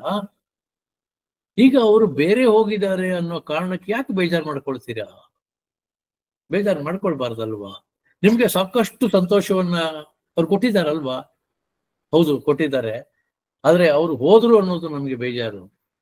ನೀವು ಕೇಳಿದ್ರ ಯಾಕೆ ಹೋದ್ರಿ ಅಂತ? ಇಲ್ಲ. ನೋಡಿದ್ರ, ಅದೇ ದೊಡ್ಡ ತಪ್ಪು ನೀವು ಮಾಡಿರೋದು. ವಯಸ್ಸಾದವರು ನಾವು ಕೂಡ ಕೆಲವು ಸಂದರ್ಭದಲ್ಲಿ ಅರ್ಥ ಮಾಡ್ಕೊಳ್ಬೇಕು, ಸಂದರ್ಭಗಳನ್ನು ಅರ್ಥ ಮಾಡ್ಕೊಳ್ಬೇಕು. ನಮ್ಮ ಸಂವಹನ ಅಂತ ಏನ್ ಹೇಳ್ತೀವಿ, ಕಮ್ಯುನಿಕೇಶನ್, ಅದು ಯಾವತ್ತೂ ಕೂಡ ತೆರೆದಿಟ್ಟಿರ್ತದೆ. It should be open always. ಯಾಕೆ ಹೋಗ್ತಾ ಇದ್ದೀರಾ ಅನ್ನೋದು ಕೇಳ್ಬೇಕಲ್ಲ, ಅಹಂ ಯಾಕೆ ನಿಮಗೆ, ಅದನ್ನು ಬಿಟ್ಟುಬಿಡಬೇಕು ಅಂತ ಹೇಳಿ ಒಂದು ಮಾತು ಹೇಳ್ತಾರೆ ಸ್ನೇಹಿತರೆ. ಅಧ್ಯಾತ್ಮದ ಭಾಷೆಯಲ್ಲಿ ಹೇಳೋದಾದ್ರೆ, ಯಾರಿಗೆ ಯಾರುಂಟು ಎರವಲು ಸಂಸಾರ, ನೀರ ಮೇಲಿನ ಗುಳ್ಳೆ ನಿಜವಲ್ಲ ಹರಿಯೇ ಅಂತ ಒಂದು ಚಲನಚಿತ್ರದ ಗೀತೆಯ ಸಾಲು. ನಮ್ಮ ಮಗ, ನಮ್ಮ ಸೊಸೆ, ನನ್ನ ಮಗಳು, ನನ್ನ ಅಳಿಯ ನಮ್ಮ ಜೊತೆ ಇರ್ತಾರೆ, ನಮಗೆ ಮಾಡ್ತಾರೆ ಅಂತ ನಾವು ಅನ್ಕೊಳ್ತೀವಲ್ಲ, ಅದೇ ದೊಡ್ಡ ತಪ್ಪು ಅನ್ನುವ ಸಂದೇಶವನ್ನ ಮಾಸ್ತಿಯವರು ಕೊಡ್ತಾರೆ. ಇಂಗ್ಲಿಷ್ನಲ್ಲಿ ಒಂದು ಮಾತು ಹೇಳ್ತಾರೆ ಸ್ನೇಹಿತರೆ, ಡೋಂಟ್ ಎಕ್ಸ್ಪೆಕ್ಟ್ ಅಕ್ಸೆಪ್ಟೆನ್ಸ್. ಅಧ್ಯಾತ್ಮದ ಬುನಾದಿ ಇದು. ನಾವು ಯಾರಿಂದ ಕೂಡ ಏನನ್ನು ನಿರೀಕ್ಷೆ ಮಾಡಬಾರದು, ಫಲಾಪೇಕ್ಷೆ ಇರಬಾರದು. ಇನ್ನೊಂದು ಮಾತು ಬಹಳ ಹೇಳ್ತಾರೆ, ಬಹಳ ಸೊಗಸಾಗಿ ಪ್ರಜ್ಞಾವಂತರು ಹೇಳ್ತಾರೆ, ನಿಮ್ಮಿಂದ ಮಕ್ಕಳೇ ಹೊರತು ನಿಮಗಾಗಿ ಮಕ್ಕಳಲ್ಲ. ಇದನ್ನ ಅರ್ಥ ಮಾಡ್ಕೊಳ್ಬೇಕು. ನಾನು ಸಾಕಷ್ಟು ಜನಕ್ಕೆ, ಹಿರಿಯರಿಗೆ ಇವತ್ತು ಈ ಸಂದೇಶವನ್ನ ಕೊಡ್ತಾ ಇದ್ದೇನೆ. ಯಾಕಂದ್ರೆ ಇವತ್ತು ಮಕ್ಕಳು ಬಹಳಷ್ಟು ಕುಟುಂಬಗಳಲ್ಲಿ ನೋಡಿದ್ದೀನಿ, ಅನಿವಾರ್ಯ ಹೊರದೇಶದಲ್ಲಿ ಇರ್ತಾರೆ, ಅವ್ರಿಗೆ ಇಲ್ಲಿ ಬರ್ಲಿಕ್ಕೆ ಆಗೋದಿಲ್ಲ, ಆದ್ರೆ ದುಡ್ಡು ಕಳಿಸ್ಲಿಕ್ಕೆ ಅವರು ತಯಾರಿರ್ತಾರೆ. ಆದ್ರೆ ಇಲ್ಲಿ ಆ ವಯಸ್ಸಾದ ತಂದೆ ತಾಯಿಗೆ ದುಡ್ಡು ಬೇಕಾಗೋದಿಲ್ಲ, ಮಕ್ಕಳು ಮೊಮ್ಮಕ್ಕಳು ಬೇಕು ಅನ್ನೋ ಆಸೆ ಇರುತ್ತೆ, ಆದ್ರೆ ಸಾಧ್ಯ ಆಗ್ತಾ ಇಲ್ಲ. ಇದು ಯಾಕೆ? ನಾವು ಅನ್ಕೊಂಡ್ ಬಿಟ್ಟಿರ್ತೀವಿ ನಮ್ಗೆ ವಯಸ್ಸಾದ್ಮೇಲೆ ಅವ್ರು ಬಂದು ಬಿಡ್ತಾರೆ ಅಂತ. ಹಾಗಾಗಿ ಮಾನಸಿಕವಾಗಿ ತಯಾರಿ ಮಾಡ್ಕೊಳ್ಬೇಕು ನಾವು. ಅವ್ರು ಬಂದ್ರೆ ಬೋನಸ್ಸು, ದಯಮಾಡಿ ಅರ್ಥ ಮಾಡ್ಕೊಳ್ಳಿ. ಡೋಂಟ್ ಎಕ್ಸ್ಪೆಕ್ಟ್ ಅಂತ ಅದಕ್ಕೆ ಹೇಳೋದು. ಅಕಸ್ಮಾತ್ ಬಂದ್ರು, ನಿಮ್ ಜೊತೆಗಿದ್ರು ಅಥವಾ ನಮ್ ಜೊತೆಗಿದ್ರು ಅಂದ್ರೆ ಅದು ನಮ್ಗೆ ಬೋನಸ್ ಅಷ್ಟೇ. ಬರ್ಲಿಲ್ಲ, ನಮ್ಮ ಜೀವನದ ದಾರಿ ನಮಗೆ ಅನ್ನೋದನ್ನ ನಾವು ಅರ್ಥ ಮಾಡ್ಕೊಳ್ಬೇಕು. ಈ ಮಾತನ್ನ ಮಾಸ್ತಿಯವರು ಸೊಗಸಾಗಿ ಅವರಿಗೆ ಹೇಳಿದಾಗ ಸ್ನೇಹಿತರೆ ಗಮನಿಸಬೇಕು. ಆ ದಂಪತಿಗಳು ಎದ್ದು ಮಾಸ್ತಿಯವರಿಗೆ ನಮಸ್ಕಾರ ಮಾಡಿ ಹೇಳ್ತಾರೆ, ನಮ್ಮ ಕಣ್ಣು ತೆರೆಸಿದ್ದೀರಾ, ನಾವು ಇವತ್ತಿನಿಂದ ಯಾವುದೇ ರೀತಿಯಾದ ಬೇಜಾರಿಲ್ಲ ನಮಗೆ, ಅವ್ರು ಎಲ್ಲಾದ್ರೂ ಇರ್ಲಿ, ಚೆನ್ನಾಗಿರ್ಲಿ, ಆದರೆ ಒಂದು ಮಾತು ಕೇಳ್ತೀವಿ, ನೀವು ಹೇಳಿರೋದ್ರಿಂದ ಕೇಳ್ತೀವಿ ಅಂತ ಹೇಳಿ ಹೋಗ್ತಾರೆ. ಇದು ಮಾಸ್ತಿಯವರು ಒಬ್ಬ ಸಾಹಿತಿಯಾಗಿ, ಆಪ್ತ ಸಲಹೆಗಾರನಾಗಿ ಮಾಡ್ತಿದ್ದಂತಹ ಕೆಲಸ. ನಾವಿವತ್ತು ಎಲ್ಲದಕ್ಕೂ ಕೌನ್ಸಿಲರ್ ಅಂತ ಓಡ್ ಹೋಗ್ತೀವಿ. ಅದ್ರ ಹೆಚ್ಚಿನ ಅಂಶ ನಾನು ನೋಡಿದ ಹಾಗೆ, ನಮ್ಮ ಕಾಲಘಟ್ಟದಲ್ಲಿ ನಾನು ವಿದ್ಯಾರ್ಥಿಯಾಗಿದ್ದಾಗಲೂ ಕೂಡ, ಪ್ರಾಧ್ಯಾಪಕನಾಗಿದ್ದಾಗಲೂ ಕೂಡ ಎಷ್ಟೋ ಸಮಸ್ಯೆಗಳಿಗೆ ಪರಿಹಾರವನ್ನ ಕೊಟ್ಟವರು ನಮ್ಮ ಕನ್ನಡ ಸಾಹಿತ್ಯ. ನಾನು ಕೂಡ ಹೋಗ್ತಾ ಇದ್ದೆ ವಿಚಾರ ಮಾಡ್ಲಿಕ್ಕೆ. ಅವ್ರು ಯಾರು ಆಪ್ತ ಸಲಹೆಗಾರರು ಅಂತ ಬೋರ್ಡ್ ಹಾಕೊಂಡವ್ರಲ್ಲ, ಆದ್ರೆ ಜೀವನದ ಅನುಭವ ಇತ್ತು. ಇವತ್ತು ನಾವು ಮಾಡಬೇಕಾಗಿರೋದು ಇಷ್ಟೇ ಸ್ನೇಹಿತರೆ, ಅಂತಹ ಸಾಹಿತಿಗಳ ಕೃತಿಯನ್ನು ಓದಿ, ನಮ್ಮ ಪುಣ್ಯ ಇದ್ದು ನಮಗೆ ಅಂಥವರ ಒಡನಾಟ ಸಿಕ್ಕರೆ ಅವ್ರ ಜೊತೆ ಒಂದಷ್ಟು ಕಾಲ ಕಳೆದು ಅವರಿಂದ ಜ್ಞಾನವನ್ನ ನಾವು ಪಡ್ಕೊಂಡ್ರೆ ನಮ್ಮ ಜೀವನ ಸುಗಮವಾಗತ್ತೆ ಅನ್ನೋ ನಂಬಿಕೆ ನಂದು. ಅದು ಆಗಲಿ ಅಂತ ನನ್ನ ಆಶಯ.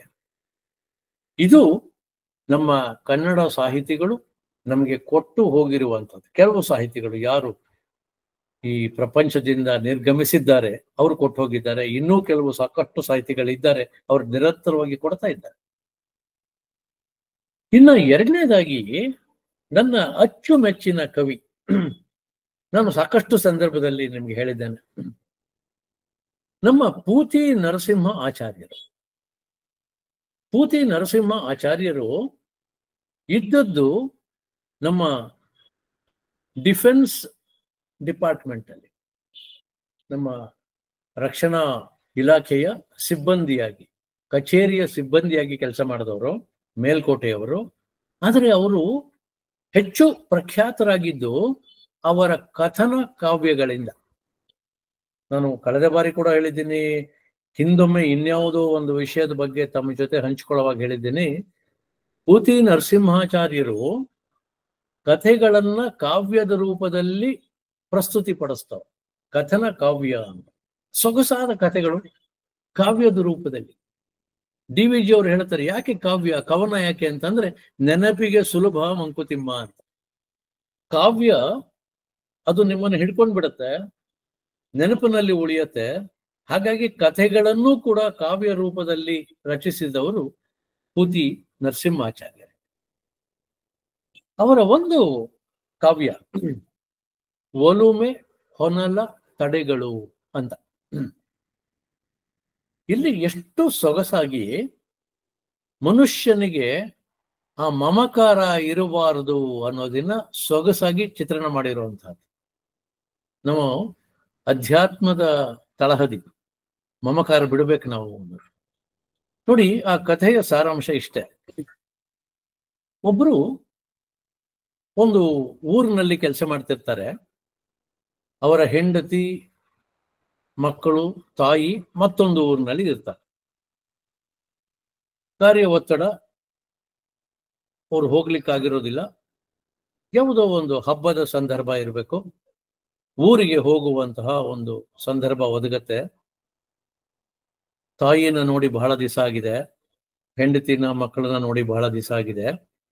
ತಾಯಿಗೆ ವಯಸ್ಸಾಗಿದೆ, ಮಕ್ಕಳಿಗೆ ಏನು ಬೇಕೋ ಅದನ್ನೆಲ್ಲ ಕೊಂಡ್ಕೊಂಡಿರ್ತಾರೆ, ಆಟಿಕೆ ಮತ್ತೆ ವಸ್ತ್ರ, ಹೆಂಡತಿಗೆ ವಸ್ತ್ರ. ತಾಯಿಗೆ ವಿಶೇಷವಾಗಿ ಸೇಬಿನ ಹಣ್ಣು ಅಂದ್ರೆ ಇಷ್ಟ. ಇವರು ಒಂದು ಹಣ್ಣಿನ ಅಂಗಡಿಗೆ ಹೋಗಿ ಬಹಳ ಮುತುವರ್ಜಿ ವಹಿಸಿ ಚೆನ್ನಾಗಿ ಇರುವಂತಹ ಸೇಬಿನ ಹಣ್ಣನ್ನ ಆರಿಸ್ಕೊಳ್ತಾರೆ. ಅಂಗಡಿ ಆತನಿಗೆ ಹೇಳ್ತಾರೆ, ನೋಡು, ಇದಕ್ಕೆ ಹಣ ಜಾಸ್ತಿ ಆದರೂ ಚಿಂತೆ ಇಲ್ಲ, ನಾನು ಆರಿಸ್ಕೊಳ್ತೇನೆ, ನೀನು ಆರಿಸ್ಕೊಳ್ಳೋಕೆ ಬಿಡೋದಿಲ್ಲ ಅಂತ ಹೇಳ್ಬೇಡ, ಬೇಕಾದ್ರೆ ಹಣ ಜಾಸ್ತಿ ತಗೋ, ಆದ್ರೆ ನಾನು ಆರಿಸ್ಕೊಳ್ಬೇಕು, ನನ್ನ ತಾಯಿಗೆ ಇದನ್ನ ಕೊಡ್ಬೇಕು ನಾವು, ಹಾಗಾಗಿ ನಾನೇ ಆರಿಸ್ಕೊಳ್ತೀನಿ ಅಂತ ಅಂದಾಗ ಅಂಗಡಿಯವನು ಒಪ್ಕೊಳ್ತಾನೆ. ಯಾಕೆಂದ್ರೆ ಇವ್ರು ಹಣ ಜಾಸ್ತಿ ಕೊಡ್ತೀನಿ ಅಂತ ಹೇಳಿದ್ದಾರೆ, ಒಪ್ಕೊಳ್ತಾನೆ. ಇವರೇ ಸ್ವತಃ ಚೆನ್ನಾಗಿರೋದಿನ ಒಳ್ಳೆ ಬಣ್ಣ, ವಾಸನೆ ನೋಡ್ತಾರೆ, ಸುವಾಸನೆ ತುಂಬಾ ಚೆನ್ನಾಗಿದೆ, ಗಟ್ಟಿಯಾಗಿದೆ, ಯಾವುದು ಕೊಳ್ತಿಲ್ಲ, ಯಾವುದಕ್ಕೂ ಏಟು ಬಿದ್ದಿಲ್ಲ ಅಂಥದ್ದನ್ನ ಆರಿಸಿ ಒಂದಷ್ಟು ಹಣ್ಣನ್ನ ತಗೊಂಡು ಆ ಹಣ್ಣಿನ ಅಂಗಡಿಯವನು ಎಷ್ಟು ಕೇಳ್ತಾನೆ ಅಷ್ಟು ಹಣ ಕೊಟ್ಟು ಅಲ್ಲಿಂದ ಹೊರಡ್ತಾರೆ. ಹೊರಟು ಅವರು ಬಸ್ ಸ್ಟ್ಯಾಂಡಿಗೆ ಬರಬೇಕು. ರಸ್ತೆಯಲ್ಲಿ ಬರ್ತಾ ಇರುವಾಗ ಯಾರೋ ಒಬ್ಬರು ಅವ್ರನ್ನ ಭೇಟಿ ಮಾಡಿದವ್ರು ಹೇಳ್ತಾರೆ, ನಮ್ಮ ಪರಿಚಯದವರು, ನಿಮಗೂ ಪರಿಚಯ, ಅವ್ರಿಗೆ ಹುಷಾರಿಲ್ಲ, ಆಸ್ಪತ್ರೆಯಲ್ಲಿ ಇದ್ದಾರೆ, ಒಮ್ಮೆ ನೀವು ನೋಡಿ ಹೋದ್ರೆ ಒಳ್ಳೇದಾಗಬಹುದು, ಅವರಿಗೆ ಸ್ವಲ್ಪ ಮನಸ್ಸಿಗೆ ಶಾಂತಿ ಸಿಕ್ಕಬಹುದು, ಹಿತವಾಗಬಹುದು, ಮುದ ಸಿಕ್ಕಬಹುದು, ದಯಮಾಡಿ ಹೋಗಿ ಬನ್ನಿ. ಇವ್ರಿಗೂ ಅನ್ಸತ್ತೆ ಇನ್ನೂ ಬಸ್ಸಿಗೆ ಸಮಯ ಇದೆ, ನಾನು ಬಸ್ ಸ್ಟ್ಯಾಂಡ್ಗೆ ಹೋಗೋ ದಾರಿಯಲ್ಲೇ ಆಸ್ಪತ್ರೆ ಇದೆ, ನೋಡ್ಕೊಂಡು ಹೋಗ್ಬಿಡೋಣ ಅಂತ ಆಸ್ಪತ್ರೆಗೆ ಹೋಗ್ತಾರೆ. ಅಲ್ಲಿ ಅವರು ಬಹಳ ಸುಸ್ತಾಗಿ ಮಲಗಿರ್ತಾರೆ. ಅವ್ರನ್ನ ಮಾತಾಡಿಸ್ತಾರೆ, ಅವ್ರಿಗೆ ಧೈರ್ಯ ಹೇಳ್ತಾರೆ.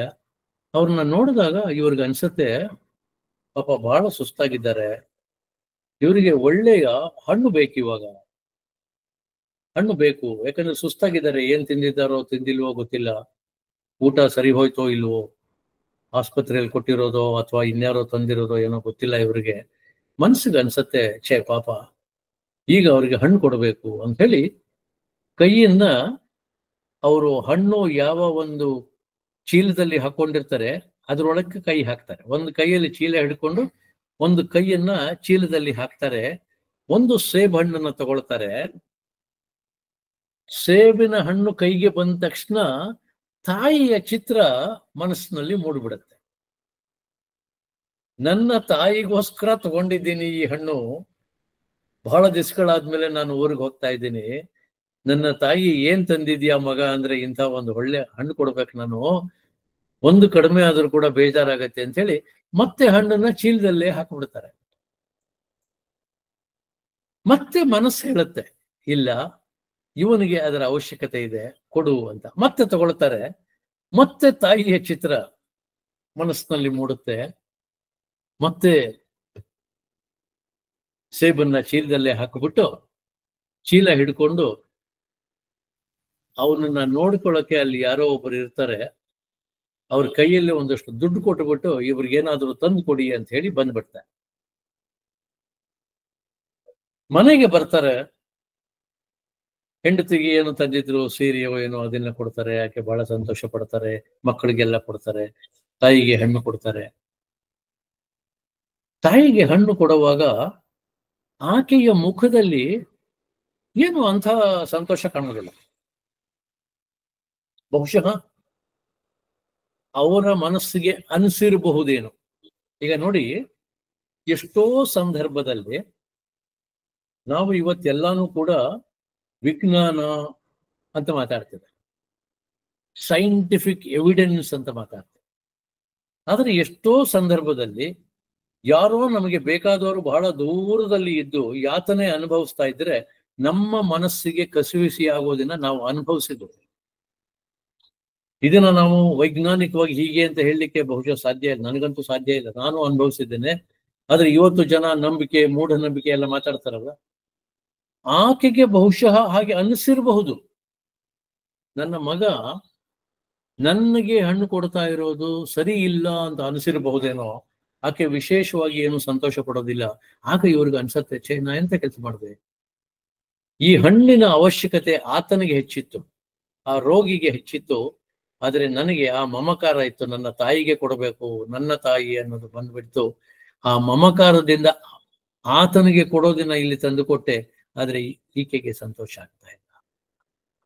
ಸ್ನೇಹಿತರೆ, ಅದಕ್ಕೆ ಅವ್ರು ಹೇಳ್ತಾರೆ, ಒಲುಮೆ ಹೊನಲ ತಡೆಗಳು. ಅಂದ್ರೆ ನಮ್ಮ ಆ ಪ್ರೀತಿ, ಆ ಒಲುಮೆ ಒಂದು ಕಾಲುವೆಯಲ್ಲಿ ಹರ್ಕೊಂಡು ಹೋಗ್ತಾ ಇರೋ ಹಾಗೆ, ಆದ್ರೆ ಅದಕ್ಕೆ ನಾವು ತಡೆ ಹಾಕಿಬಿಡುತ್ತೇವೆ. ತಡೆ ಯಾವ್ದಪ್ಪ ಅಂದ್ರೆ ಮಮಕಾರ. ನನಗೆ, ನನ್ನದು, ನಮ್ಮವರು ಅಂತ ಬಂದಾಗ ಬೇರೆಯವರಿಗೆ ಅದರ ಅವಶ್ಯಕತೆ ಹೆಚ್ಚಿದೆಯಾ ಇಲ್ವಾ ನಾವು ಯೋಚನೆ ಮಾಡ್ಲಿಕ್ಕೆ ಹೋಗುದಿಲ್ಲ. ಆ ತಡೆಗಳು ಈ ತರ ಬಂದ್ಬಿಡತ್ತೆ. ಅದನ್ನ ನಿವಾರಿಸ್ಕೊಳ್ಬೇಕು ನಾವು ಅನ್ನೋ ಸಂದೇಶವನ್ನ ಪುತಿ ನರಸಿಂಹಾಚಾರ್ಯರು ಕೊಡ್ತಾರೆ. ಇನ್ನೊಂದು ಬಹಳ ಸ್ವಾರಸ್ಯಕರವಾದಂತಹ ಘಟನೆ ಒಂದು ಕಥೆಯ ರೂಪದಲ್ಲಿ ಪುತಿನ ಅವರು ಹೇಳ್ತಿದ್ದು, ಬಹಳ ಕಡೆ ಹೇಳಿದ್ದಾರೆ, ಹಂಚಿಕೊಂಡಿದ್ದಾರೆ. ಅದನ್ನ ಬಹಳಷ್ಟು ಜನ ಉಲ್ಲೇಖ ಮಾಡಿದ್ದಾರೆ. ಒಬ್ಳು ವಿಧವೆ, ವಯಸ್ಸಾಗಿದೆ, ಅವಳಿಗೆ ಜೀವನಕ್ಕೆ ಬೇರೆ ಏನು ಆಧಾರ ಇಲ್ಲ. ಆದ್ರೆ ಒಂದು ಸಣ್ಣ ತೋಟ ಇದೆ, ಕೈ ತೋಟ ಅಂತ ನಾವೇನ್ ಕರಿತೀವಿ, ಒಂದು ಚಿಕ್ಕ ತೋಟ.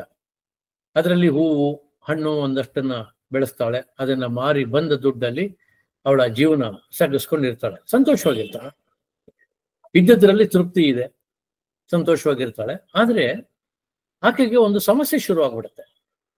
ಅದೇನಪ್ಪಾ ಅಂದ್ರೆ, ಊರಿನಲ್ಲಿ ಇರುವ ಕೆಲವು ಪುಂಡ ಯುವಕರು ಈ ತೋಟಕ್ಕೆ ಬರೋದು, ಹಣ್ಣು ಕಿತ್ಕೊಂಡು ಹೊಟ್ಟೋಗೋದು, ಹೂವು ಕಿತ್ತು ಬಿಸಾಕೋದು, ದಾಂಧಲೆ ಮಾಡೋದು, ಗಿಡ ಮುರಿಯೋದು, ಮರಕೋತಿ ಆಟ ಆಡ್ತೀವಿ ಅಂತ ಮರಗಳನ್ನು ಮುರಿಯೋದು, ಹೀಗೆ ಬಹಳ ದಾಂಧಲೆ ಮಾಡ್ತಾ ಇರ್ತಾರೆ.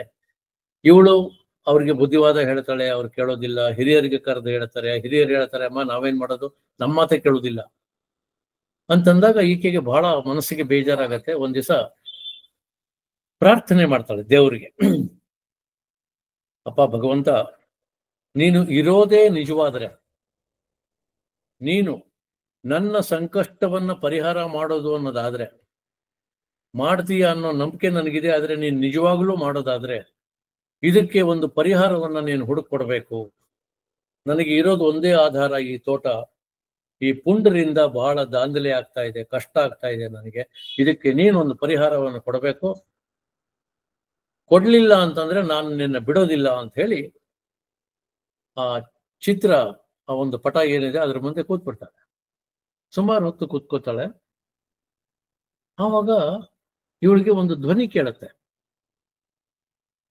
ಕಂಡುಬಿಟ್ಟು ನೋಡ್ತಾಳೆ, ಏನಿದು, ಯಾರು ಮಾತಾಡ್ತಾ ಇರೋಂಗಿದೆ. ನೋಡಿದಾಗ ಆ ಧ್ವನಿ ಹೇಳುತ್ತೆ, ನೋಡು, ಈಗ ನಿನಗೆ ಒಂದು ಮಾಯದ ಕೋಲನ್ನು ಕೊಟ್ಟಿದ್ದೇನೆ.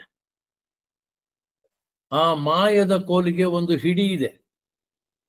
ಇದು ಯಾವಾಗಲೂ ಕೂಡ ಗೋಡೆ ಮೇಲೆ ಇರಬೇಕು, ನೆಲ ಇದು ಮುಟ್ಟಬಾರದು, ನೆಲದ ಮೇಲೆ ಇಡಬಾರ್ದು, ನೆಲ ಇದಕ್ಕೆ ತಾಕಬಾರ್ದು. ಇದು ಹಿಡಿ ಇರೋದ್ರಿಂದ ನೀನು ಗೋಡೆಗೆ ನೇತಾಕು. ಯಾವ್ದಾದ್ರು ಒಂದು ಮಳೆಗೋ ಯಾವ್ದಕ್ಕಾದ್ರೂ ನೇತಾಕ್ಬೇಕು, ಆದ್ರೆ ಯಾವುದೇ ಕಾರಣಕ್ಕೆ ನೆಲದ ಮೇಲೆ ಇಡಬಾರ್ದು. ನೆಲದ ಮೇಲೆ ಇಟ್ರೆ ಅದಕ್ಕೆ ಏನೋ ಒಂದು ವಿಶೇಷವಾದ ಬಲ ಇದೆ, ಅದು ಹೊರಟೋಗುತ್ತೆ ಅಂತಂದಾಗ ನೋಡ್ತಾಳೆ, ಕೋಲಿದೆ ಅಲ್ಲಿ. ಅಲ್ಲಿ ಇದ್ದಂತಹ ಮಳೆಗೆ ಅದು ನೇತಾಡ್ತಾ ಇದೆ, ಯಾರೋ ನೇತಾಕದಾಗೆ ಅಲ್ಲಿದೆ. ಅದು ಹೇಳುದು ಆಶ್ಚರ್ಯ ಆಗುತ್ತೆ. ನೆಲದ ಮೇಲೆ ಇಡಬೇಡ, ಅದು ಕೂಡಕ್ಕೆ ನೇತು ಹಾಕಬೇಕು ಅಂತ ಬೇರೆ ಹೇಳಿದ್ದಾರೆ. ನೋಡಿದ್ರೆ ಅಲ್ಲಾಗ್ಲೇ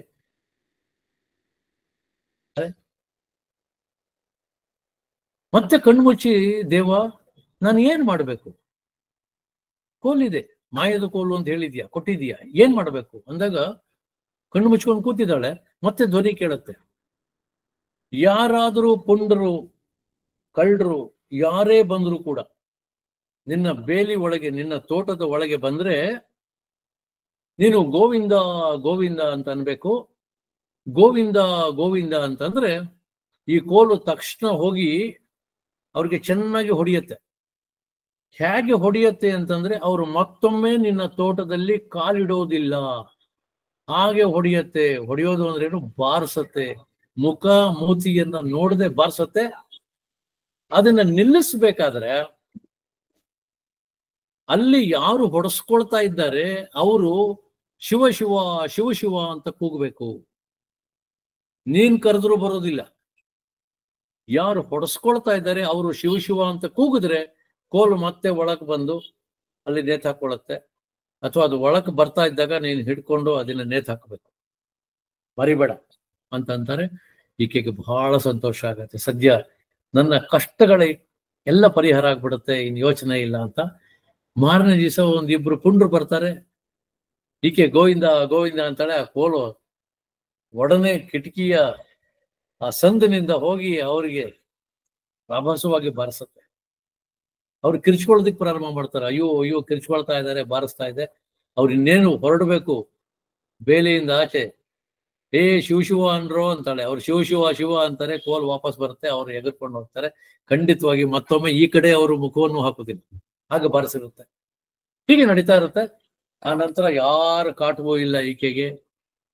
ಯಥೇಚ್ಛವಾಗಿ ಏನು ಹಣ್ಣು ಹೂವನ್ನ ಬೆಳೀತಾ ಇರ್ತಾಳೆ, ಅದನ್ನ ಮಾರ್ಕೊಂಡು ಆರಾಮಾಗಿರ್ತಾಳೆ. ಒಂದು ದಿವಸ ಒಬ್ಬ ದಾಸಯ್ಯ ಬರ್ತಾನೆ. ಆ ಬೇಲಿಗೆ ಹಾಕಿದ್ದಂತ ಒಂದು ಸಣ್ಣ ಗೇಟು, ಅದನ್ನ ತಕ್ಕೊಂಡು ಒಳಗೆ ಬರ್ತಾನೆ. ಮನೆ ಹತ್ರ ನಿಂತ್ಕೊಂಡು ಜಾಗಂಟೆ ಬಾರಿಸಿ ಶಂಖವನ್ನು ಊದ್ಬಿಟ್ಟು ಗೋವಿಂದ ಗೋವಿಂದ ಅಂತ ಅಂತಾನೆ. ತಕ್ಷಣ ಈ ಕೋಲು ಮತ್ತೆ ಕಿಟಕಿಯ ಸಂದಿನಿಂದ ಹೋಗಿ ರಪ್ಪ ರಪ್ಪ ರಪ್ಪ ರಪ್ಪ. ಅವನು ಕುಯ್ಯೋ ಮರ ಕಿರ್ಚ್ಕೊಳ್ತಾ ಇರ್ತಾನೆ. ಇಷ್ಟೊಂದು ಕಿರಿಸ್ತಾ ಇದ್ದಾನಲ್ಲ, ಮೊದ್ಲೇ ಯಾರೋ ಗೋವಿಂದ ಅಂತ ಬೇರೆ ಎಂದಿದ್ರು, ಇವ್ರು ಕಿರಿಸ್ತಾ ಇದ್ದಾರೆ, ಇವಳು ಗೋವಿಂದ ಅಂದಿಲ್ಲ.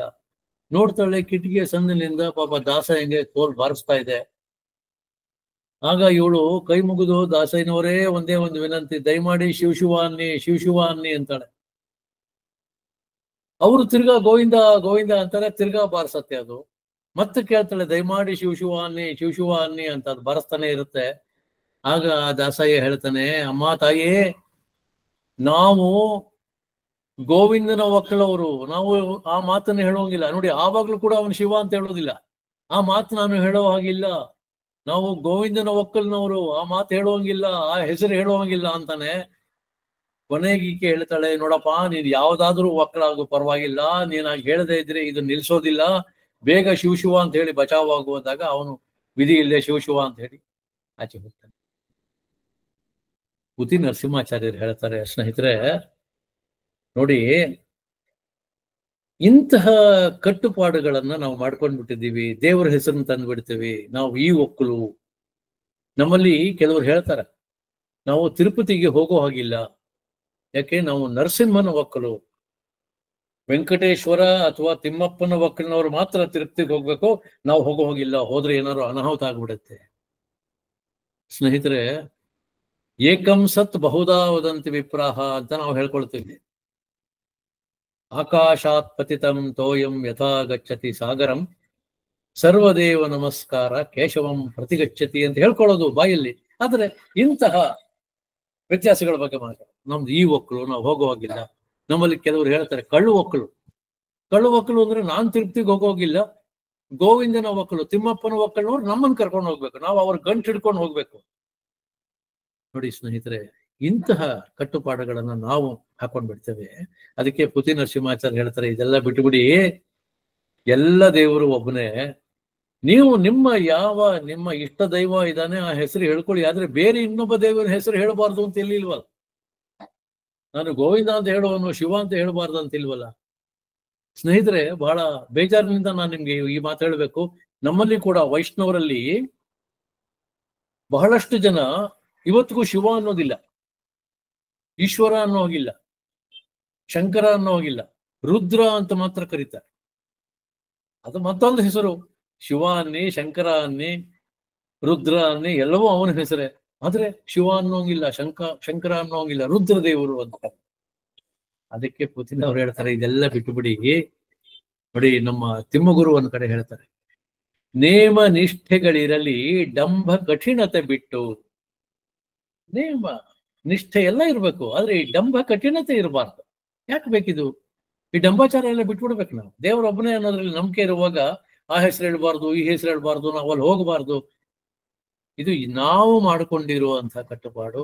ಇದನ್ನೆಲ್ಲ ಬಿಟ್ಟುಬಿಡಬೇಕು ಅಂತ ಪುತಿ ನರಸಿಂಹಾಚಾರ್ಯರು ಈ ಮಾತನ್ನ ಬಹಳ ಸೊಗಸಾಗಿ ಈ ಕಥೆ ಮುಖಾಂತರ ಹೇಳಿದ್ದಾರೆ. ಇನ್ನು ನೋಡಿ, ನಮ್ಮ ಬೆಳಗೆರೆ ಕೃಷ್ಣಶಾಸ್ತ್ರಿಗಳು ಬಹಳಷ್ಟು ಜನ ಅವರನ್ನ ಗಾಂಧಿವಾದಿ ಅಂತ ಕರೀತಾ ಇದ್ರು. ಆದ್ರೆ ನಾನು ಕರೆಯುವುದಿಲ್ಲ. ಯಾಕೆಂತಂದ್ರೆ ಬೆಳಗೆರೆ ಕೃಷ್ಣಶಾಸ್ತ್ರಿಗಳು ನಿಜವಾದ ಅರ್ಥದಲ್ಲಿ ಒಬ್ಬ ಸಂತ. ನಾವು ಬೇರೆ ಯಾವುದೋ ಹೆಸರು ಇಟ್ಟು ಅವ್ರ ಹೆಸರನ್ನ ಹಾಳು ಮಾಡೋದು ಬೇಡ. ಬೆಳಗೆರೆ ಕೃಷ್ಣಶಾಸ್ತ್ರಿಗಳು ಒಬ್ಬ ಸಂತ, ಮಹಾನ್ ಸಂತ. ಶಿವಪ್ಪನವರು ಅಂತ ಒಂದು ಒಳ್ಳೆ ಗೀತೆಯನ್ನ ರಚನೆ ಮಾಡಿದ್ದಾರೆ. ಬಹುಶಃ ನಿಮ್ಮಲ್ಲಿ ಕೆಲವರು ಕೇಳಿರ್ತೀರ. ಸಂತನೆಂದರೆ ಯಾರು? ನೀವು ಅಕಸ್ಮಾತ್ ಕೇಳಿಲ್ದೇ ಇದ್ರೆ ದಯಮಾಡಿ ಇವತ್ತು ಕೇಳಿ. ಸಂತನೆಂದರೆ ಯಾರು? ಅವ್ರು ಹೇಳ್ತಾರೆ, ಸರಳತೆಯಲ್ಲಿ ಸುಖವನ್ನು ಕಂಡವನು ಸಂತ, ಮಮಕಾರವನ್ನು ಬಿಟ್ಟವನು ಸಂತ. ಆ ಅರ್ಥದಲ್ಲಿ ಬೆಳಗೆರೆ ಕೃಷ್ಣಶಾಸ್ತ್ರಿಗಳು ನಿಜವಾದ ಸಂತರು. ಅವರು ಎಷ್ಟು ಸರಳವಾಗಿ ಜೀವನ ಮಾಡ್ತಾ ಇದ್ರು ಅಂತಂದ್ರೆ, ಒಂದು ಬಿಳಿಯ ದಟ್ಟಿ ಪಂಚೆ, ಒಂದು ಬಿಳಿಯ ಮೇಲಂಗಿ, ತಲೆಗೆ ಒಂದು ಸುತ್ತಿರುವ ಬಿಳಿಯ ಬಟ್ಟೆ. ಅವ್ರು ಎಲ್ಲಾದ್ರೂ ಹೋಗ್ಲಿ, ಇದು ಅವರ ವೇಷಭೂಷಣ. ಆದ್ರೆ ಅವರ ಚಾರಿತ್ರ್ಯ ಹೇಗಿತ್ತು ಅಂದ್ರೆ, ಶೀಲ ಹೇಗಿತ್ತು ಅಂತಂದ್ರೆ, ಅವ್ರು ಎಲ್ಲಿ ಹೋದ್ರು ಕೂಡ ಅವರಿಗೆ ಮರ್ಯಾದೆ ದೊರಕ್ತಾರೆ. ಅವರ ಸನ್ನಡತೆಯಿಂದ ಅವರಿಗೆ ಬೆಲೆಯೇ ಹೊರತು ಅವರ ತೊಟ್ಟಿದ್ದ ಬಟ್ಟೆಯಿಂದಲ್ಲ. ಇದನ್ನೇ ವಿವೇಕಾನಂದರು ಹೇಳ್ತಾರೆ. ಇಂಗ್ಲೆಂಡ್ನಲ್ಲಿ ಯಾರೋ ಒಬ್ರು ಇವ್ರ ನೋಡ್ಬಿಟ್ಟು ಹೇಳ್ತಾರೆ, ಏನಿದು ಈ ತರ ಡ್ರೆಸ್ ಮಾಡ್ತೀರಾ, ಬಹಳ ಶಾಬಿ ಆಗಿದೆ ನಿಮ್ ಡ್ರೆಸ್ ಅಂದಾಗ ಅವ್ರು ಹೇಳ್ತಾರೆ, ಇಂಗ್ಲೆಂಡಿನಲ್ಲಿ a tailor makes a man a gentleman, but ಇಂಡಿಯಾದಲ್ಲಿ character makes a man a gentleman ಅನ್ನೋ ಮಾತನ್ನ ಅವರು ಒಬ್ಬ ಆಂಗ್ಲನಿಗೆ ಅಲ್ಲಿ ಹೇಳ್ತಾರೆ, ಇಂಗ್ಲೆಂಡ್ನಲ್ಲಿ ಹೇಳ್ತಾರೆ. ಹಾಗೆ ನಮ್ಮ ಬೆಳಗೆರೆ ಕೃಷ್ಣಶಾಸ್ತ್ರಿಗಳು ಸರಳ ಜೀವನವನ್ನ ನಡೆಸ್ತವ್ರು. ಅವರು ಒಂದು ಪುಸ್ತಕ ನಾನು ವಿಶೇಷವಾಗಿ ನಿಮ್ಮಲ್ಲಿ ವಿನಂತಿ ಮಾಡ್ಕೊಳ್ತೀನಿ, ನಿಮ್ಮಲ್ಲಿ ಆ ಪುಸ್ತಕ ಇರಬೇಕು ಅನ್ನೋದು ನನ್ನ ಆಶಯ. ನಾನು ಎಲ್ಲರಲ್ಲೂ ಕೂಡ ಒಂದು ವಿನಂತಿ ಮಾಡ್ಕೊಳ್ತೀನಿ, ನಿಮ್ಮ ಮನೆಗಳಲ್ಲಿ ಏನೆಲ್ಲ ಇದೆ ಇರಲಿ, ಅದರ ಜೊತೆಗೆ ಒಂದು ಸಣ್ಣ, ಒಂದು 20-25 ಪುಸ್ತಕದ ಒಂದು ಸಣ್ಣ ಗ್ರಂಥಾಲಯವನ್ನ ದಯಮಾಡಿ ಇಟ್ಕೊಳ್ಳಿ ಅಂತ ನನ್ನ ಪ್ರಾರ್ಥನೆ, ಬೇಡಿಕೆ. ಅವರು ಎಷ್ಟು ಸರಳ ಜೀವಿಗಳಾಗಿದ್ರು, ಆದರೆ ಹೇಗೆ ಸಮಾಜಮುಖಿಗಳಾಗಿದ್ರು. ಅವರು ಒಂದು ಪುಸ್ತಕ ಮರೆಯಲಾದೀತೆ ಅಂತ, ಇದನ್ನ ತಮ್ಮಲ್ಲಿ ಇಲ್ಲದೆ ಇದ್ರೆ ತಾವು ಕೊಂಡ್ಕೊಳ್ಬೇಕು. ಮರೆಯಲಾದೀತೆ. ಅದರಲ್ಲಿ ಒಂದು ವಿಶೇಷವಾಗಿ ಒಂದು ಘಟನೆಯನ್ನ ಅವರು ಬರೀತಾರೆ. ಅವರು ಮೇಷ್ಟ್ರು. ಅವರ ವಿಶೇಷತೆ ಏನಪ್ಪಾ ಅಂತಂದ್ರೆ, ಅವರ ಯಾವ ಹಳ್ಳಿಗೆ ಅವರು ವರ್ಗಾವಣೆ ಆಗ್ತಾರೆ, ಆ ಹಳ್ಳಿನಲ್ಲಿ ಒಂದು ಶಾಲೆಯನ್ನ ಕಟ್ಟಿಸ್ಬೇಕು. ನೋಡಿ, ಜನರಿಂದ ದೇಣಿಗೆಯನ್ನ ಪಡೆದು ಎಲ್ಲರನ್ನು ಸೇರಿಸಿ ಅಲ್ಲಿ ಒಂದು ಶಾಲೆ ಮಾಡಬೇಕು. ಶಾಲೆ ಆದ ಮೇಲೆ ವಿದ್ಯಾರ್ಥಿ ನಿಲಯ ಆಗಬೇಕು. ಇದನ್ನ ಬಹಳಷ್ಟು ಕಡೆ ಮಾಡಿದವರು ಬೆಳಗೆರೆ ಕೃಷ್ಣಶಾಸ್ತ್ರಿ. ಎಷ್ಟೋ ಜನ ಇದರ ಉಪಯೋಗ ಪಡ್ಕೊಂಡು ಇವತ್ತು ದೊಡ್ಡ ದೊಡ್ಡ ಹುದ್ದೆಯಲ್ಲಿ ಇದ್ದು ಅಲ್ಲಿಂದ ಅವರು ನಿವೃತ್ತರಾಗಿದ್ದಾರೆ. ಅವರ ಮಕ್ಕಳು ಮೊಮ್ಮಕ್ಕಳು ಬೇರೆ ಬೇರೆ ಕಡೆ ಇದ್ದಾರೆ. ಅಂತಹ ವಿದ್ಯಾದಾನವನ್ನ ಮಾಡದಂತಹ ಹಿರಿಯ ಚೇತನ ಅವರು ಒಂದು ಘಟನೆಯನ್ನ ವಿವರಿಸ್ತಾರೆ. ಅವರು ಶಾಲೆಯಲ್ಲಿ ಮಾಸ್ತರ್ ಆಗಿದ್ದಾಗ ಅವರ ಸಹೋದ್ಯೋಗಿ ಒಬ್ಬ ಹುಸೇನಪ್ಪ ಅಂತ ಅವನ ಹೆಸರು, ಮುಸಲ್ಮಾನ. ಆದ್ರೆ ಬೆಳಗೆರೆ ಕೃಷ್ಣಶಾಸ್ತ್ರಿಗಳು ಹೇಳ್ತಾರೆ ಬಹಳ ಒಳ್ಳೆಯ ಅಧ್ಯಾಪಕ. ಗಮನಿಸ್ಬೇಕು ನೋಡಿ, ಅವರಿಗೆ ಯಾವುದೇ ರೀತಿಯಾದಂತಹ ಹೊಟ್ಟೆ ಕಿಚ್ಚಿರಲಿಲ್ಲ. ಒಳ್ಳೆ ಶಿಕ್ಷಕ ಅವನು ಅನ್ನೋದನ್ನ ಕೂಡ ಅವರು ಉಲ್ಲೇಖ ಮಾಡ್ತಾರೆ. ಅವರಿಗೆ ಆ ಹುಸೇನ್ ಸಾಬಪ್ಪನಿಗೆ ಕ್ಷಯ ಬಂದ್ಬಿಡುತ್ತೆ. ಕ್ಷಯ ಬಂದಾಗ ಅವರನ್ನ ಮೈಸೂರು ಆಸ್ಪತ್ರೆಗೆ ಸೇರಿಸ್ಬೇಕು ಅಂತ ಎಲ್ಲರೂ ತೀರ್ಮಾನ ಮಾಡ್ತಾರೆ. ಅವ್ರನ್ನ ಸೇರಿಸ್ಲಿಕ್ಕೆ ಸ್ವಲ್ಪ ಹಣ ಬೇಕು ಅಂತ ಹೇಳಿ ಎಲ್ಲರ ಹತ್ರ ಇವರು ಚಂದ ವಸೂಲಿ ಮಾಡ್ತಾರೆ. ಬೆಳಗೆರೆ ಕೃಷ್ಣಶಾಸ್ತ್ರಿಗೆ ಯಾರೋ 2 ರೂಪಾಯಿ ಕೊಡ್ತಾರೆ, ಯಾರೋ 1 ರೂಪಾಯಿ ಕೊಡ್ತಾರೆ, 3 ರೂಪಾಯಿ ಕೊಡ್ತಾರೆ. ಹೀಗೆಲ್ಲ ಅದನ್ನ ಸಂಗ್ರಹ ಮಾಡಿ ಕೊನೆಗೆ ಬೆಳಗೆರೆ ಕೃಷ್ಣಶಾಸ್ತ್ರಿಗಳು ಅವರ ಪೂರ್ತಿ ತಿಂಗಳ ಸಂಬಳ 20 ರೂಪಾಯಿಯನ್ನ ಸೇರಿಸಿ ಆ ಹಣವನ್ನ ತಗೊಂಡೋಗಿ ಇವರೇ ಸ್ವತಃ ಅವರನ್ನು ಆಸ್ಪತ್ರೆಗೆ ಸೇರಿಸಿ, ಐಸೋಲೇಷನ್ ಹಾಸ್ಪಿಟಲ್ ಅಲ್ಲಿ ಸೇರಿಸಿ ಅಲ್ಲಿ ಸಿಬ್ಬಂದಿಗಳಿಗೆ ಹೇಳಿಬಿಟ್ಟು ಬರ್ತಾರೆ. ಇದು ಸ್ವಲ್ಪ ದಿವಸ ಆಗತ್ತೆ, ಅವರು ಚೇತರಿಸ್ಕೊಳ್ಳೋದಿಲ್ಲ, ಅವರು ಹಸುನಿಗೆ ಬಿಡ್ತಾರೆ. ಅವ್ರು ತೀರ್ಕೊಂಡ ಮೇಲೆ ಇವ್ರಿಗೆ ಬೇರೆ ಹಳ್ಳಿಗೆ ವರ್ಗ ಆಗ್ಬಿಡುತ್ತೆ. ಇವರು ಬಂದ್ಬಿಡ್ತಾರೆ, ಅಲ್ಲಿಗೆ ಅದು ಮರ್ತು ಹೋಗಿರುತ್ತೆ. ಇವರು ಇರುವಂತಹ ಸ್ಥಳದಲ್ಲಿ ಇವರು ಒಂದು ಸಣ್ಣ ಗುಡಿಸಲು ಹಾಕೊಂಡಿರ್ತಾರೆ. ಗಮನಿಸ್ಬೇಕು ಸ್ನೇಹಿತರೆ, ಶಾಲೆಯ ಉಪಾಧ್ಯಾಯರು. ಆದ್ರೆ ಯಾವುದೇ ಒಂದು ಕೋಣೆ ಆಗ್ಲಿ ಅಥವಾ ಒಂದು ಮನೆ ಆಗ್ಲಿ ಬಾಡಿಗೆಗೆ ತಗೊಳ್ಳುವಂತಹ ಚೈತನ್ಯವಿದ್ರೂ ಕೂಡ ಆ ಹಣವನ್ನ ಬೇರೆಯವರ ಉಪಕಾರಕ್ಕಾಗಿ ಬಳಸಿ ತಾವು ಒಂದು ಸಣ್ಣ ಗುಡಿಸಲು ಹಾಕೊಂಡು, ಒಂದು ಸಣ್ಣ ಜಮೀನು ಮಾಡ್ಕೊಂಡಿರ್ತಾರೆ, ಅಲ್ಲಿ ಒಂದು ಗುಡಿಸಲು ಹಾಕೊಂಡಿರ್ತಾರೆ. ಒಂದು ದಿವಸ ಸಂಜೆ ಒಬ್ಬ ಹಿರಿಯ ಆಕೆ ಬರ್ತಾರೆ. ಕೂದಲೆಲ್ಲ ಬೆಳ್ಳಗಾಗಿದೆ, ಚರ್ಮ ಎಲ್ಲ ಸುಕ್ಕು ಕಟ್ಟಿದೆ. ಆಕೆ ಬಂದು ನಮಸ್ಕಾರ ಅಂತ ಹೇಳಿದಾಗ ಇವರಿಗೆ ಈಕೆನ್ ಎಲ್ಲೂ ನೋಡಿದ್ದೀನಲ್ಲ ಅಂತ ಅನ್ಸತ್ತೆ. ಆಮೇಲೆ ಗಮನ ಬಿಟ್ಟು ನೋಡಿದಾಗ ಗೊತ್ತಾಗತ್ತೆ, ಓಹೋ ಈಕೆ ಹುಸೇನಪ್ಪನ ಹೆಂಡತಿ. ಆವಾಗ ಇವರ ಮನಸ್ಸಿಗೆ ತಕ್ಷಣ ಏನ್ ಬರುತ್ತೆ ಗೊತ್ತಾ ನೋಡಿ, ಬೇರೆ ಅವರಿಗೆ ಉಪಕಾರ ಮಾಡಬೇಕು ಅನ್ನೋದು ಹೃದಯದಲ್ಲಿ ಇದ್ದಾಗ ಯಾವ ರೀತಿ ಚಿಂತನೆಗಳು ಬರುತ್ತೆ ಅನ್ನೋದಕ್ಕೆ ನಾನು ಈ ಮಾತು ಹೇಳ್ತಾ ಇದ್ದೇನೆ. ಇವರ ಮನಸ್ಸಿಗೆ ಏನ್ ಬರುತ್ತೆ ಅಂತಂದ್ರೆ, ನನಗೆ ಗೊತ್ತಿರೋ ಹಾಗೆ ಈಕೆಗೆ 2 ಹೆಣ್ಣು ಮಕ್ಕಳಿದ್ರು. ಆ ಹೆಣ್ಣು ಮಕ್ಕಳು ಈಗ ಮದುವೆಯ ವಯಸ್ಸಾಗಿರ್ಬೇಕು, ಮದುವೆ ಮಾಡಬೇಕು, ಅದಕ್ಕೆ ಹಣ ಬೇಕು, ಅದಕ್ಕೆ ಏನಾದರೂ ಸಹಾಯ ಕೇಳಲಿಕ್ಕೆ ನನ್ನ ಹತ್ರ ಬಂದಿದ್ದಾಳೆ. ಆದ್ರೆ ದುರಾದೃಷ್ಟ, ನನ್ನ ಹತ್ರ ಪುಡಿಗಾಸು ಕೂಡ ಇಲ್ಲ. ಇಂತಹ ಸಂದರ್ಭದಲ್ಲಿ ಬಂದುಬಿಟ್ಟಿದ್ದಾಳೆ ಈಕೆ. ಅಕಸ್ಮಾತ್ ನಾನು ಸಹಾಯ ಕೇಳಿದ್ರೆ ಏನ್ ಮಾಡ್ಲಿ ಅಂತ ಯೋಚನೆ ಮಾಡ್ತಾರೆ.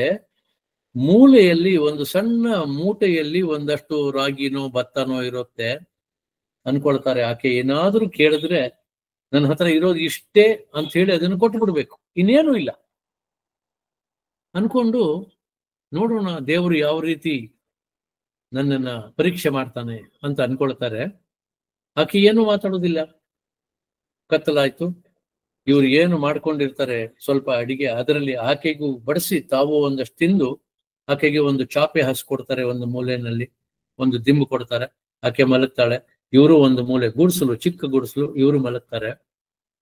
ಬೆಳಿಗ್ಗೆ ಎದ್ದು ಆಕೆಗೆ ಹೇಳ್ತಾರೆ, ಮುಖ ಎಲ್ಲ ತೊಳೆದು ಬಮ್ಮ, ನೀರಾಚೆ ಇದೆ ಅಂತ. ಆಕೆ ಮುಖ ತೊಳೆದು ಬಂದು ಅವಳ ಸೀರೆಯ ಗಂಟಿನಿಂದ ಒಂದು ಕರಿ ಚೀಲವನ್ನ ತೆಗಿತಾರೆ.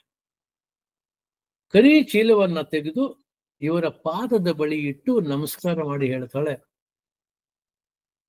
ಸ್ವಾಮಿ ಇದನ್ನ ನೀವು ಸ್ವೀಕರಿಸ್ಬೇಕು ಅಂತ ಹೇಳ್ತಾಳೆ. ಹಾಗೆ ಇವ್ರು ಕೇಳ್ತಾರೆ, ಏನಮ್ಮ ಇದು?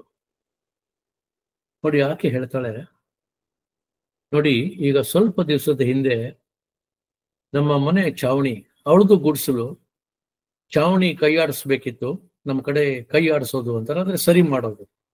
ಅಲ್ಲಿ ಇಲ್ಲಿ ಏನಾರು ಮುರಿದು ಹೋಗಿದ್ರೆ ಅಥವಾ ಅಲ್ಲಿ ಏನಾದ್ರು ರಂಧ್ರಗಳಿದ್ರೆ ಅದನ್ನ ಮುಚ್ಚುವಂತಹದ್ದನ್ನ ಕೈ ಆಡಿಸೋದು ಅಂತ ಕರೀತಾರೆ. ಕೈ ಆಡಿಸೋವಾಗ ಒಂದು ಪುಸ್ತಕ ಬಿತ್ತು. ಆ ಪುಸ್ತಕ ತೆರೆದು ನೋಡಿದ್ರೆ ಅದರಲ್ಲಿ ಕೆಲವರ ಹೆಸರು ಅದರ ಪಕ್ಕ ಹಣ ಎಷ್ಟೆಷ್ಟು ಅಂತ ಬರೆದಿತ್ತು. ನನ್ನ ಯಜಮಾನರು ಬರೆದಿದ್ದು, ಅವರ ಅಕ್ಷರದಲ್ಲಿ ಬರೆದಿದ್ದು, ಅವರೇ ಸ್ವತಃ ಕೈಯಲ್ಲಿ ಬರೆದಿದ್ದು. ಅದರಲ್ಲಿ 2 ರೂಪಾಯಿ, 1 ರೂಪಾಯಿ ಇದೆಲ್ಲ ಇತ್ತು. ನಿಮ್ಮದು ಒಬ್ಬರದು 20 ರೂಪಾಯಿ ಅಂತಿತ್ತು. ಅದ್ ಸರಿನಮ್ಮ, ನನಗೆ ಅದು ಮರ್ತೋಗಿದೆ, ಅದು ಬಿಡು, ನೀನ್ ಜೀವನಕ್ಕೆ ಏನ್ ಮಾಡ್ಕೊಂಡಿದೀಯಾ ಅಂತ ಕೇಳ್ತಾರೆ. ಆಕೆ ಹೇಳ್ತಾಳೆ, ಸ್ವಾಮಿ, ನನ್ನ ಗಂಡ ತೀರ್ಕೊಂಡ್ಮೇಲೆ ಯಾರೋ ಪುಣ್ಯಾತ್ಮರು ನಿಮ್ಮಂಥವ್ರು ನನಗೆ ಟೈಲರಿಂಗ್ ಹೇಳ್ಕೊಟ್ರು, ಒಂದು ಮಿಷಿನ್ ಕೊಡಿಸಿದ್ರು. ಈಗ ಹಳ್ಳಿನಲ್ಲಿ ನಾನು ಹೆಣ್ಣು ಮಕ್ಕಳಿಗೆ ಬಟ್ಟೆ ಹೊಲ್ಕೊಟ್ಟು ಸಂಪಾದನೆ ಮಾಡ್ತಾ ಇದ್ದೀನಿ. ಅದರ ಬಂದಿರೋ ದುಡ್ಡಿನಲ್ಲಿ ಸ್ವಲ್ಪ ಉಳಿತಾಯ ಮಾಡಿ ನಾನು 2 ಹೆಣ್ಮಕ್ಳಿಗೂ ಮದ್ವೆನೂ ಮಾಡಿದ್ದೀನಿ, ಅವ್ರು ಚೆನ್ನಾಗಿದ್ದಾರೆ. ಅದಾದ್ಮೇಲೆ ಉಳಿದ ದುಡ್ಡನ್ನ ಯಾರ್ಯಾರು 1 ರೂಪಾಯಿ 2 ರೂಪಾಯಿ ಕೊಟ್ಟಿದ್ರು ಅವ್ರದೆಲ್ಲ ತೀರಿಸ್ಬಿಟ್ಟೆ. ನಿಮ್ಮದು 20 ರೂಪಾಯಿ ಬಹಳ ದೊಡ್ಡ ಮೊತ್ತ, ನನಗೆ ಇಷ್ಟು ಸಮಯ ಆಯ್ತು ಅದನ್ನ ಒಟ್ಟುಗೂಡಿಸ್ಲಿಕ್ಕೆ.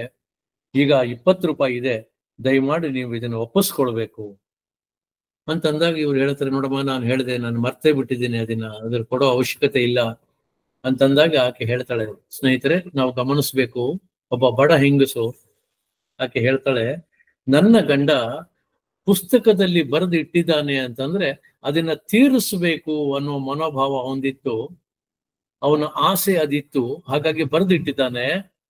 ಅವನು ಹೋದ ಮೇಲೆ ಅದನ್ನ ತೀರಿಸ್ಬೇಕು, ಆ ಋಣವನ್ನ ತೀರಿಸಿ ಋಣಮುಕ್ತಳಾಗಬೇಕಾಗಿದ್ದು ನನ್ನ ಜವಾಬ್ದಾರಿ, ಹಾಗಾಗಿ ನಿಮ್ಗೆ ಕೊಡ್ತಾ ಇದ್ದೇನೆ, ದಯಮಾಡಿ ಇದನ್ನ ಒಪ್ಪಿಸ್ಕೊಂಡು ನನಗೆ ಋಣಮುಕ್ತಳನ್ನಾಗಿ ಮಾಡಬೇಕು ಅಂತ ಹೇಳಿದಾಗ ಬೆಳಗೆರೆ ಕೃಷ್ಣ ಶಾಸ್ತ್ರಿಗಳ ಕಣ್ಣು ಒತ್ತೆ ಆಗುತ್ತೆ. ಸ್ನೇಹಿತರೆ, ಅವ್ರು ಹೇಳ್ತಾರೆ, ನೋಡಿ, ನಾವು ಆ ಋಣ ಅನ್ನೋದಿದೆ ನೋಡಿ, ಅದನ್ನ ತೀರಿಸ್ಲಿಕ್ಕೆ ನಮ್ಮಲ್ಲಿ ಒಂದು ಮಾತಿದೆ, ನಾವು ಮಾತಾ ಪಿತೃಗಳ ಋಣ, ಋಷಿ ಋಣ, ಗುರು ಋಣ, ಭೂಮಿ ಋಣ, ಹೀಗೆ ಬೇಕಾದಷ್ಟು ಋಣ ನಮ್ಮ ಮೇಲೆ ಇರುತ್ತೆ.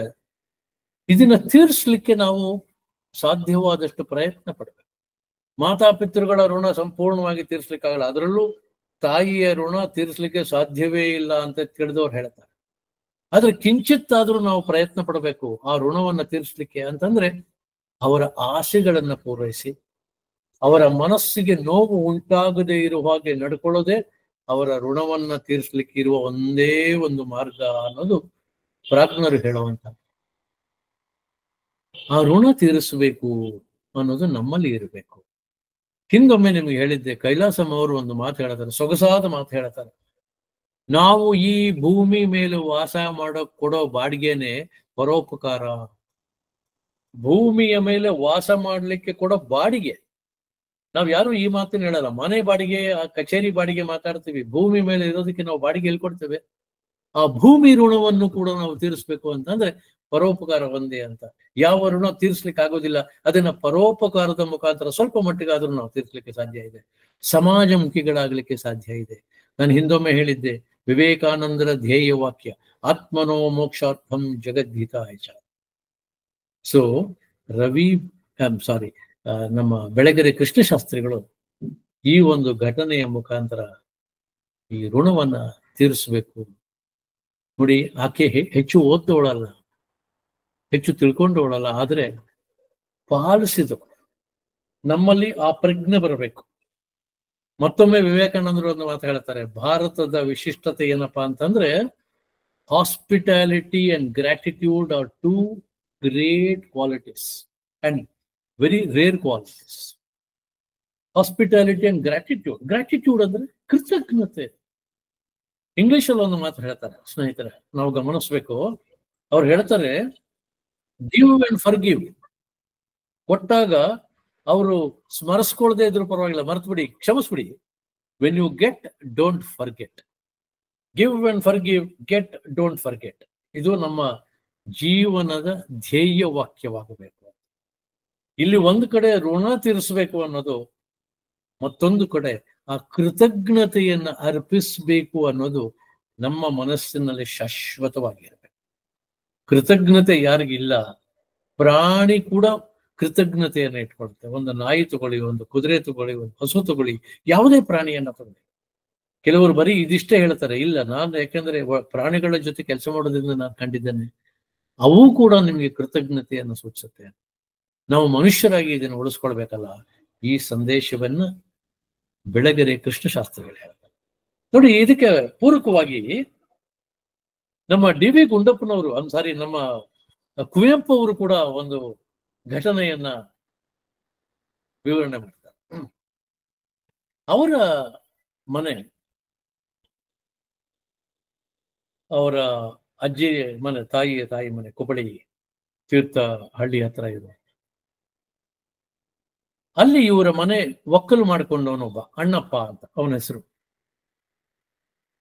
ಹೆಸರು ಮುಖ್ಯ ಅಲ್ಲ, ಆದ್ರೆ ಅದು ಬಂದ್ಬಿಡ್ತು, ನಿಮ್ ಜೊತೆ ಹಂಚ್ಕೊಳ್ತಾ ಇದ್ದೀನಿ. ಈ ಅಣ್ಣಪ್ಪ ಇವರ ಮನೆ ಒಕ್ಕಲು ಮಾಡಿದ್ರು.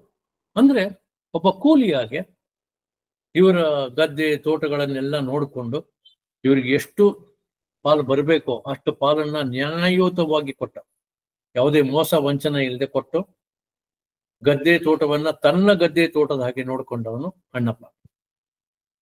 ಇವರು ಯಾವಾಗಲೂ ಒಂದಷ್ಟು ಸಹಾಯ ಮಾಡಿರ್ತಾರೆ. ಇದು ಸರ್ವೇ ಸಾಮಾನ್ಯ, ನಮ್ಮ ಮಲೆನಾಡಿನಲ್ಲಿ ಇದು ಸರ್ವೇ ಸಾಮಾನ್ಯ. ಬೇರೆ ಪ್ರಾಂತ್ಯಕ್ಕೂ ಮಲೆನಾಡಿಗೂ ನಾವು ಹೋಲಿಸಿದಾಗ ಮಲೆನಾಡಿನಲ್ಲಿ ಇವತ್ತಿಗೂ ಕೂಡ ನಮ್ಮ ಸಂಸ್ಕೃತಿ ಜೀವಂತವಾಗಿದೆ ಅನ್ನೋದನ್ನ ನಾನು ಕಂಡು ಅನುಭವಿಸಿರುವಂತ.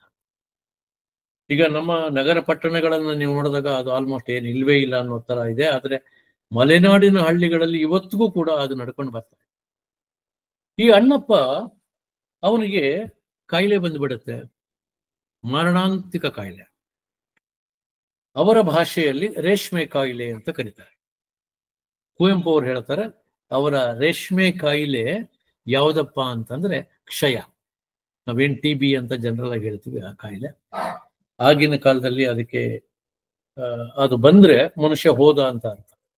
ತುಂಬಾ ದೇಹ ಬಡವಾಗ್ಬಿಡ್ತಾ ಇತ್ತು, ಉಸಿರಾಡೋದು ಕಷ್ಟ ಆಗ್ತಾ ಇತ್ತು. ಅದು ನಿಮೋನಿಯಾ ನಂತರ ಈ TB ಅಟ್ಯಾಕ್ ಆಗ್ತಾ ಇತ್ತು. ಇವನಿಗೆ ಆ ಕಾಯಿಲೆ.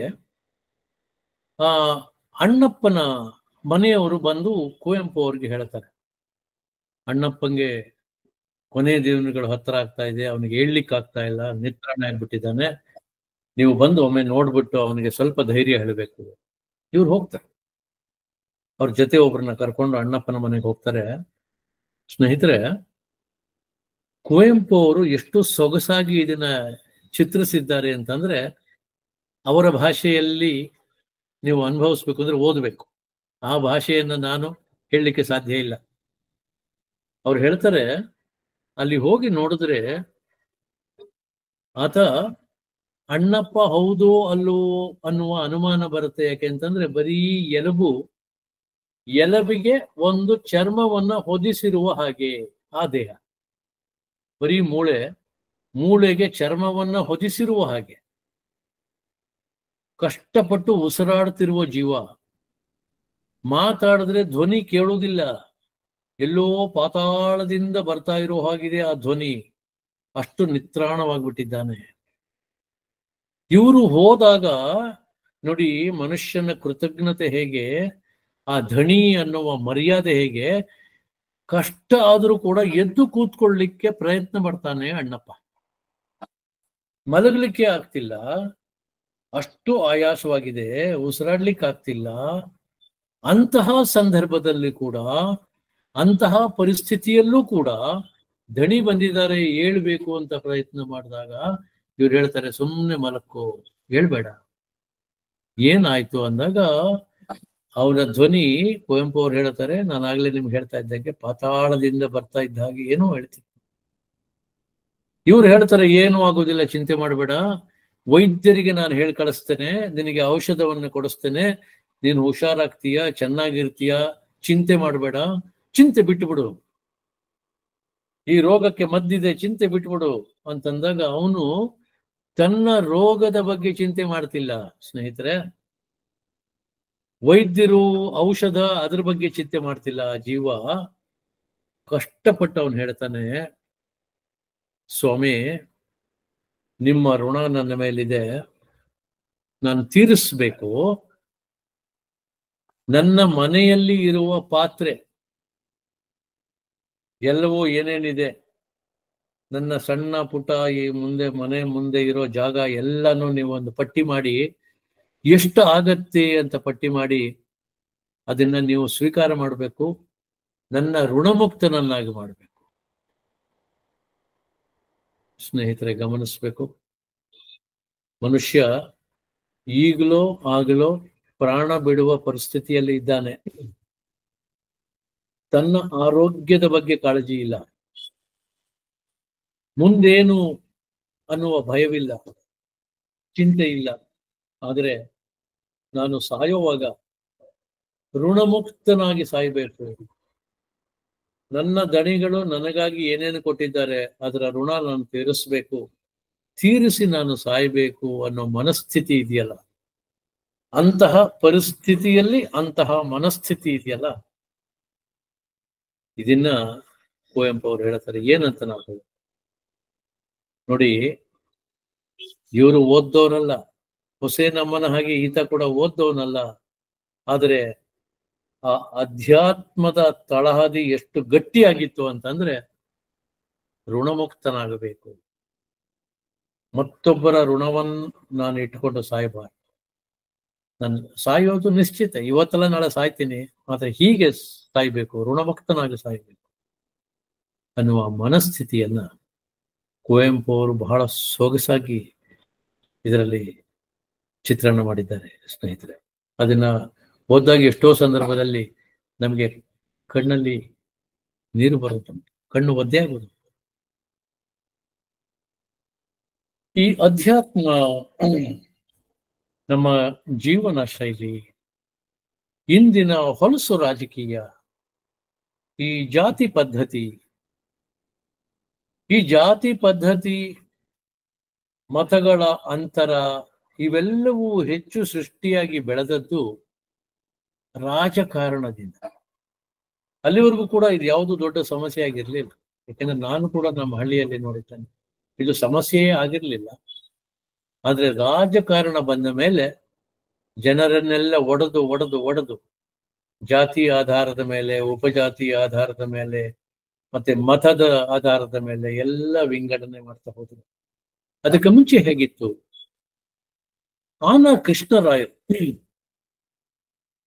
ಅವರ ಜೀವನದಲ್ಲಿ ನಡೆದ ಘಟನೆ. ಸ್ನೇಹಿತರೆ, ಆನ ಕೃಷ್ಣರಾಯರು ಇವತ್ತಿಗೂ ಕೂಡ ಅವರ ಮನೆ ನಮ್ಮ ವಿಶ್ವೇಶ್ವರಪುರಂ ಜೈನ್ ಕಾಲೇಜ್ ಇದೆಯಲ್ಲ, ಆ ರಸ್ತೆಯನ್ನ ಆನ ಕೃಷ್ಣರಾವ್ ರಸ್ತೆ ಅಂತಿದ್ದು, ಅದನ್ನು AN ಕೃಷ್ಣರಾವ್ ರಸ್ತೆ ಅಂತ ಮಾಡಿದ್ರು. ಎಷ್ಟೋ ಜನಕ್ಕೆ AN ಕೃಷ್ಣರಾವ್ ಆನ ಕೃಷ್ಣರಾವ್ ಅಂತ ಗೊತ್ತೇ ಆಗುದಿಲ್ಲ. ಇವತ್ತಿನ ಪರಿಸ್ಥಿತಿ ಹೇಗಿದೆ, ಹೆಸರನ್ನ ನಾವು ಇಟ್ಟ ಮೇಲೆ ಅದನ್ನ ಬರೀ ಈ ಇನಿಷಿಯಲ್ ಮುಖಾಂತರ ಗುರ್ಸಕ್ ಹೋಯ್ತಂದ್ರೆ ಪೂರ್ಣ ಹೆಸರೇ ಮರ್ತೋಗ್ಬಿಡುತ್ತೆ. ನಮ್ಮ ಬೆಂಗಳೂರು KR ರೋಡ್ ಅಂತ ಇದೆ. ಇವತ್ತಿನವರಿಗೆ KR ರಸ್ತೆ ಏನಪ್ಪಾ ಅಂತಂದ್ರೆ KR ರಸ್ತೆ ಅಷ್ಟೇ ಗೊತ್ತು, ಕೃಷ್ಣರಾಜೇಂದ್ರ ರಸ್ತೆ ಅಂತ ಗೊತ್ತಾಗೋದಿಲ್ಲ. ನೋಡಿ, ಒಮ್ಮೆ ನನಗೆ ಆಯ್ತು, ಬೆಂಗಳೂರು ದೂರದರ್ಶನ ಕೇಂದ್ರದ ಹತ್ರ ಇದ್ದೆ, ಯಾರೋ ಬಂದು ನಾನು ಕೇಳಿದ್ರು, ರವೀಂದ್ರನಾಥ್ ಟಾಗೋರ್ ನಗರಕ್ಕೆ ಹೇಗೆ ಹೋಗ್ಬೇಕು ಅಂತ ಕೇಳಿದ್ರು. ನನಗೆ ಒಮ್ಮೆ ಅನಿಸಿದ್ದು, ಬೆಂಗಳೂರಿನಲ್ಲಿ ರವೀಂದ್ರನಾಥ್ ಟಾಗೋರ್ ನಗರ ಎಲ್ಲಿದೆ? ನಾನು ಹೇಳಿದೆ, ಇಲ್ಲ ನನಗೆ ಗೊತ್ತಿಲ್ಲ, ದಯಮಾಡಿ ಕ್ಷಮಿಸಿ, ನನಗೆ ಗೊತ್ತಿಲ್ಲ ಅಂದೆ. ಪಕ್ಕದಲ್ಲಿ ಇದ್ದವ್ರು ಹೇಳಿದ್ರು, ಸರ್ ರವೀಂದ್ರನಾಥ್ ಟಾಗೋರ್ ನಗರ ಅಂದ್ರೆ RT ನಗರ ಸಾರ್ ಅಂತ. RT ನಗರ ಗೊತ್ತು, ರವೀಂದ್ರನಾಥ್ ಟಾಗೋರ್ ನಗರ ಇಲ್ಲ. ಅಂತಹ ಶ್ರೇಷ್ಠ ವ್ಯಕ್ತಿಯ ಹೆಸರನ್ನ ನಾವು ಹೀಗೆ ಬದಲಾವಣೆ ಮಾಡಿಬಿಟ್ರೆ ಜನಕ್ಕೆ ಅರ್ಥವೇ ಆಗೋದಿಲ್ಲ, ಮುಂದಿನವ್ರಿಗೆ ಅದು ಗೊತ್ತಾಗೋದು ಇಲ್ಲ. ಇತಿಹಾಸ ಹೇಗೆ ಬದಲಾಗ್ಬಿಡುತ್ತೆ ಅನ್ನೋದಕ್ಕೆ ಇದೊಂದು ಉದಾಹರಣೆ. ಆನ ಕೃಷ್ಣರಾವ್ ರಸ್ತೆ, ಆ ಡಯಾಗ್ನಲ್ ರೋಡ್ ಅಂತ ಇತ್ತು ಮುಂಚೆ, ಅದಕ್ಕೆ ಆನ ಕೃಷ್ಣರಾಯ ರಸ್ತೆ ಅಂತ ಆಗಿದ್ದು, AN ಕೃಷ್ಣರಾವ್ ರಸ್ತೆ ಮಾಡ್ಬೇಕು. ಈ ಆನ ಕೃಷ್ಣರಾಯರ ಅಜ್ಜಿ, ಅವರ ಹೆಸರಿಗೆ ತಕ್ಕ ಹಾಗೆ ಅವರ ಹೆಸರು ಅನ್ನಪೂರ್ಣಮ್ಮ ಅಂತ, ಅವರ ಮನೆ ಹೆಸರು ಅನ್ನಪೂರ್ಣ. ಬಹಳಷ್ಟು ಜನ ಸಾಹಿತಿಗಳು ಬರ್ಕೊಳ್ತಾರೆ, ಹೇಳ್ತಾರೆ, ಅನ್ನಪೂರ್ಣಗೆ ಹೋದ್ರೆ ಹೊಟ್ಟೆ ತುಂಬಿ ನಾವು ಆಚೆ ಬರ್ತಿದ್ವಿ, ಮನಸ್ಸಿಗೂ ಕೂಡ ಬುದ್ಧಿಗೂ ಕೂಡ ಆಹಾರ ಸಿಗ್ತಾ ಇತ್ತು, ಹೊಟ್ಟೆಗೂ ಆಹಾರ ಸಿಗ್ತಾ ಇತ್ತು, ಹಾಗೆ ನಾವು ಆಚೆ ಬರ್ತಾ ಇದ್ವಿ, ಅದು ಅನ್ನಪೂರ್ಣ. ಒಮ್ಮೆ ಅನಾಕರು ಅವ್ರನ್ನ ಭೇಟಿ ಮಾಡ್ಲಿಕ್ಕೆ ಮೊಹಮ್ಮದ್ ಪೀರ್ ಅಂತ ಒಬ್ಬರು ಬರ್ತಾರೆ, ಪ್ರಚಂಡ ನಾಟಕಕಾರ. ನನ್ನ ತಂದೆ ಹೇಳುವರು, ಮೊಹಮ್ಮದ್ ಪೀರ್ ಸ್ಟೇಜ್ ಮೇಲೆ ಬಂದ್ರೆ ಯಾರಿಗೂ ಕೂಡ ಅವರ ಭಾಷೆಯನ್ನ ಕೇಳಿದ ಮೇಲೆ, ಅವರ ನಟನೆಯನ್ನ ನೋಡಿದ ಮೇಲೆ, ಅವರ ಮುಖಚರ್ಯೆಯನ್ನ ಗಮನಿಸಿದ ಮೇಲೆ ಅವರು ಒಬ್ಬರು ಮುಸಲ್ಮಾನರು ಅಂತ ಯಾರಿಗೂ ಗೊತ್ತಾಗ್ತಾ ಇರಲಿಲ್ಲ. ಅಷ್ಟು ಚೆನ್ನಾಗಿ ಇದ್ರು, ಅಷ್ಟು ಸ್ವಚ್ಛವಾಗಿ ಮಾತಾಡ್ತಾ ಇದ್ರು. ಅವರ ಹಾವ ಭಾವ ಹೇಗಿರ್ತಾ ಇತ್ತು ಅಂತಂದ್ರೆ, ಅವರು ಕೃಷ್ಣನ ಪಾತ್ರ ಮಾಡಿದ್ರೆ ಕೃಷ್ಣ ಬಂದಿದ್ದಾನಂತ ಎಷ್ಟೋ ಜನ ಎದ್ದು ನಿಂತು ನಮಸ್ಕಾರ ಮಾಡೋರು. ಹಾಗೆ ಅವರು ಒಮ್ಮೆ ಆನಾ ಕೃಷ್ಣರಾಯರ ಮನೆಗೆ ಬರ್ತಾರೆ. ಅವ್ರ ಜೊತೆ ಏನೋ ಚರ್ಚೆ ಮಾಡಿ ಅವ್ರನ್ನ ಅವತ್ತು ನಾಟಕಕ್ಕೆ ಕರೆಯೋದಿರತ್ತೆ, ಬರ್ತಾರೆ. ಮಾತಾದ್ಮೇಲೆ ಅವರು ಹೊರಡ್ತೀನಿ ಅಂತಂದಾಗ ಅವ್ರು ಹೇಳ್ತಾರೆ, ಇಲ್ಲ ಮೊಹಮ್ಮದ್ ಪೀರ್, ಈಗ ಊಟದ ಸಮಯ, ಹಾಗೆ ಹೋಗ್ಬಾರ್ದು ನೀವು. ನಮ್ಮ ಮನೆಯಲ್ಲಿ ಊಟದ ಸಮಯಕ್ಕೆ ಯಾರು ಬಂದ್ರು ಊಟ ಮಾಡ್ಕೊಂಡು ಹೋಗ್ಬೇಕು. ಅವ್ರು ಎಬ್ಬಿಸ್ತಾರೆ ಊಟಕ್ಕೆ. ಆನಾ ಕೃಷ್ಣರಾಯರು ಅವ್ರ ಪಕ್ಕ ಮೊಹಮ್ಮದ್ ಪೀರು ಇಬ್ಬರಿಗೂ ಮಣೆ ಹಾಕಿರ್ತಾರೆ. ಮಣೆ ಮುಂದೆ ಬಾಳೆ ಎಲೆ. ಅನ್ನಪೂರ್ಣಮ್ಮ ಆನಾ ಕೃಷ್ಣರಾಯರ ಅಜ್ಜಿ ಎಲ್ಲವನ್ನು ಬಡಿಸ್ತಾರೆ. ನೋಡಿ, ಮೊಹಮ್ಮದ್ ಪೀರ್ ಒಬ್ಬರು ಮುಸಲ್ಮಾನರು ಕೈ ಮುಗಿದು ಕೂತಿರ್ತಾರೆ. ಅನ್ನಪೂರ್ಣಮ್ಮನವ್ರು ಎಲ್ಲ ಬಡಿಸಿದ ಮೇಲೆ ಪರಿಶಿಂಚನೆ ಮಾಡಿ, ನೋಡಿ ಗಮನಿಸ್ಬೇಕು, ಒಬ್ಬ ಮುಸಲ್ಮಾನನಾಗಿ ಪರಿಶಿಂಚನೆ ಮಾಡ್ತಾರೆ. ನಂತರ ಚಿತ್ರಾಹುತಿ ಇಡ್ತಾರೆ. ಚಿತ್ರಾಹುತಿ ಇಟ್ಟು ಆ ಪೋಷಣ ತಕೊಂಡು ಮೊದಲು ಸಿಹಿ ಪಾಯಸವನ್ನ ತಿಂದು ಊಟ ಮಾಡಿ, ಸ್ವಚ್ಛವಾಗಿ ಊಟ ಮಾಡಿ, ಮೌನವಾಗಿ ಊಟ ಮಾಡಿ. ನಮ್ಮಲ್ಲಿ ಅದೊಂದು ವಾಡಿಕೆ ಇತ್ತು, ಮಾತಾಡಬಾರ್ದು ಊಟಕ್ಕೆ ಕೂತಾಗ, ಊಟಕ್ಕೆ ಕೂತಾಗ ಹೇಳಬಾರ್ದು. ಊಟವನ್ನ ಒಂದು ಯಜ್ಞದ ಹಾಗೆ ಮಾಡಬೇಕು. ಆಹ್ವಾದಿಸಿ ರಸ ಆಹ್ವಾದನೆ ಆಗಬೇಕು, ಅನುಭವಿಸಿ ಊಟ ಮಾಡಬೇಕು. ಇವತ್ತು ಮನಃಶಾಸ್ತ್ರಜ್ಞರು ಹೇಳ್ತಾರೆ, ಮೈಂಡ್ಫುಲಿ ಯು ಮಸ್ಟ್ ಈಟ್ ಅಂತ ಹೇಳ್ತಾರೆ ಮನಃಶಾಸ್ತ್ರಜ್ಞರು. ಅದನ್ನ ನಮ್ಮ ಹಿರಿಯರು ಹೇಳ್ತಾ ಇದ್ರು, ಆಹ್ವಾದಿಸಬೇಕು, ಮೌನವಾಗಿ ಊಟ ಮಾಡಬೇಕು. ಅವರು ಮೌನವಾಗಿ ಊಟ ಮಾಡ್ತಾರೆ, ಸ್ವಚ್ಛವಾಗಿ ಊಟ ಮಾಡ್ತಾರೆ. ಎಲ್ಲೋ ಮೈ ಮೇಲೆ ಹಾಕೊಳ್ಳೋದು, ಚೆಲ್ಲೋದು ಇಲ್ಲ. ನಂತರ ನೀರನ್ನ ಉಪ್ಪು ಮೇಲೆ ಹಾಕಿ ತೋರು ಬೆರಳಿನಿಂದ ಆ ಉಪ್ಪನ್ನ ಕರಗಿಸಿ ಆ ಪೋಷಣ ತಕೊಂಡು ಕೈಯನ್ನ ನೆಲಕ್ಕೆ ಊರಿ, ಮತ್ತೆ ಕೈ ಹಿಂಭಾಗವನ್ನ ನೆಲಕ್ಕೆ ಊರಿ, ಅನ್ನದಾತೋ ಸುಖೀಭವ ಅಂತ ಅನ್ನಪೂರ್ಣಮ್ಮನವ್ರಿಗೆ ಹೇಳಿ ಎದ್ದು ಹೋಗಿ ಕೈ ತೊಳ್ಕೊಂಡು ಬರ್ತಾರೆ. ಅವ್ರು ಕೈ ತೊಳ್ಕೊಳಕ್ ಹೋದಾಗ ಅನ್ನಪೂರ್ಣಮ್ಮನವರು ಆನಾಕರಿಗೆ ಹೇಳ್ತಾರೆ, ನೋಡೋ ಬ್ರಾಹ್ಮಣಿಕೆ ಅಂದ್ರೆ ಇದು, ನೀನು ಇದೆಯಾ ನೋಡು ಹೇಗ್ ಊಟ ಮಾಡಿದಿ, ಅವ್ರು ನೋಡು ಹೇಗ್ ಊಟ ಮಾಡಿದ್ರು. ಆನಾಕರು ಅವ್ರು ಏನು ಹೇಳೋದಿಲ್ಲ, ನೆಟ್ಟು ಬಿಡ್ತಾರೆ.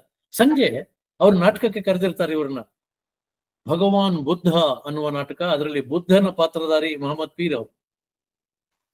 ಅನ್ನಪೂರ್ಣಮ್ಮನವ್ರನ್ನು ಕರ್ಕೊಂಡು ಹೋಗ್ತಾರೆ ಆನಾಕರು. ನಾಟಕವನ್ನ ನೋಡ್ತಾ ನೋಡ್ತಾ ನೋಡ್ತಾ ಅನ್ನಪೂರ್ಣಮ್ಮನವರು ಅದರಲ್ಲಿ ತಲ್ಲೀನರಾಗಿಬಿಡ್ತಾರೆ. ಬುದ್ಧನೇ ಅಲ್ಲಿ ಎದುರಿಗೆ ನಿಂತಿದ್ದಾನೆ, ಭಗವಾನ್ ಬುದ್ಧ ಬಂದಿದ್ದಾನೆ, ಪ್ರತ್ಯಕ್ಷನಾಗಿದ್ದಾನೆ ಅನ್ನೋ ಹಾಗೆ ಕೆಲವು ಸಂದರ್ಭದಲ್ಲಿ ಅವರ ಕಣ್ಣಲ್ಲಿ ನೀರು ಬರ್ತಾ ಇದೆ. ನಾಟಕ ಎಲ್ಲ ಮುಗಿಯತ್ತೆ. ಮುಗಿಸಿ ಆಚೆ ಬರುವಾಗ ಅನ್ನಪೂರ್ಣಮ್ಮ ಹೇಳ್ತಾರೆ, ಎಂತಹ ನಟನೇನೋ ಆತಂದು. ಭಗವಾನ್ ಬುದ್ಧ ಜೀವಂತವಾಗಿ ರಂಗದ ಮೇಲೆ ಬಂದಾಗ ಆಯ್ತಲ್ಲೋ, ಬಹಳ ಸಂತೋಷ ಆಯ್ತು ಕಣೋ ಇವತ್ತು ನನಗೆ ಅಂತಂದಾಗ ಇವ್ರು ಹೇಳ್ತಾರಮ್ಮ, ಆತ ಯಾರು ಅನ್ಕೊಂಡಿದೀಯಾ? ಮೊಹಮ್ಮದ್ ಪೀರಮ್ಮ, ಮಹಾಶ್ರೇಷ್ಠ ಕಲಾವಿದ. ಆತ ಯಾವುದೇ ಪಾತ್ರ ಮಾಡಿದ್ರು ನಿಜ ಪಾತ್ರವೇ ಅಲ್ಲಿ ಕಾಣುವಂತದ್ದು, ಅಷ್ಟು ಜೀವಂತವಾಗಿ ಅವರು ಅಭಿನಯ ಮಾಡ್ತಾರೆ. ಅಮ್ಮ, ಅವ್ರನ್ನ ಅಜ್ಜಿ ಯಾರನ್ನ ಅನ್ಕೊಂಡಿ ನೀನು? ಇವತ್ತು ಮಧ್ಯಾಹ್ನ ನಮ್ಮ ಮನೆಯಲ್ಲಿ ಊಟ ಮಾಡಿದವರೇ ಮೊಹಮ್ಮದ್ ಪೀರು ಅಂತಂದಾಗ ಅನ್ನಪೂರ್ಣಮ್ಮನವರು ಒಂದು ಮಾತು ಹೇಳ್ತಾರೆ, ಗಮನಿಸ್ಬೇಕು ಸ್ನೇಹಿತರೆ. ಅವ್ರು ಹೇಳ್ತಾರೆ, ನೋಡೋ, ಒಬ್ಬ ಹುಟ್ಟಿನಿಂದ ಬ್ರಾಹ್ಮಣ ಆಗೋದಿಲ್ಲ ಕಣೋ, ಆತನ ನಡತೆಯಿಂದ, ಆತನ ಆಚರಣೆಯಿಂದ, ಆತನ ಶೀಲದಿಂದ, ಚಾರಿತ್ರ್ಯದಿಂದ ಅವನು ಬ್ರಾಹ್ಮಣ ಆಗ್ತಾನೆ. ನಿಜವಾದ ಅರ್ಥದಲ್ಲಿ ಆತ ಬ್ರಾಹ್ಮಣ ಕಣೋ. ಅಂದ್ರೆ ಅವ್ರು ಹೇಳ್ತಾರೆ, ನೀನ್ ಅಲ್ಲ. ಮತ್ತೊಮ್ಮೆ ನಿಮ್ಗೆ ಹೇಳ್ತೇನೆ, ಯಾವುದೋ ಒಂದು ಸಂದರ್ಭದಲ್ಲಿ ನಿಮ್ ಜೊತೆ ಹಂಚ್ಕೊಂಡಿದ್ದೆ, ಟಿ.ಪಿ. ಕೈಲಾಸಂ ಅವ್ರ ಮಾತನ್ನು ಹೇಳ್ತಾರೆ, you must not be a Brahmin by birth, you must be a Brahmin by worth ಅಂತ ಹೇಳ್ತಾನೆ ಕೈಲಾಸಂ. ಈ ಮಾತನ್ನ ಆನಾಕರು ಅವರ ಅಜ್ಜಿ ಅನ್ನಪೂರ್ಣಮ್ಮನವರು ಹೇಳ್ತಾರೆ. ಸ್ನೇಹಿತರೆ ಗಮನಿಸ್ಬೇಕು, ನಿಜವಾದ ಅಧ್ಯಾತ್ಮ ಇದ್ಯಾವುದನ್ನು ನೋಡೋದಿಲ್ಲ. ಈ ಯಾವ ಅಡೆತಡೆಗಳು, ಗೋಡೆಗಳು ನಮಗೆ ನಿರ್ಮಾಣ ಆಗುವುದಿಲ್ಲ. ಎಲ್ಲರೂ ಒಂದು ಅನ್ನುವ ಒಂದು ಧ್ಯೇಯ, ಸರ್ವೇ ಜನಾಃ ಸುಖಿನೋ ಭವಂತು ಸಮಸ್ತ ಸನ್ಮಂಗಳಾನಿ ಭವಂತು ಅಂತ ಹೇಳುವ ಸಂಸ್ಕೃತಿ. ಕೊನೆಯದಾಗಿ ಒಂದು ಪುಟ್ಟ ವಿಚಾರ, ನಿಮ್ಮ ದತ್ತಾತ್ರೇಯ ರಾಮಚಂದ್ರ ಬೇಂದ್ರೆ ಅವರು ಹೇಳಿರೋದನ್ನು ಹೇಳಿ ನಾನು ನನ್ನ ಮಾತಿಗೆ ಕೊನೆ ಹೇಳ್ತೇನೆ. ಬೇಂದ್ರೆ ಅವರನ್ನ ಒಬ್ರು ಯಾರೋ ಕೇಳ್ತಾರೆ ಒಮ್ಮೆ, ಸರ್ ಮನೆ ಮುಂದೆ ರಂಗೋಲಿ ಹಾಕ್ತಾರಲ್ಲ ಯಾಕೆ ಸರ್?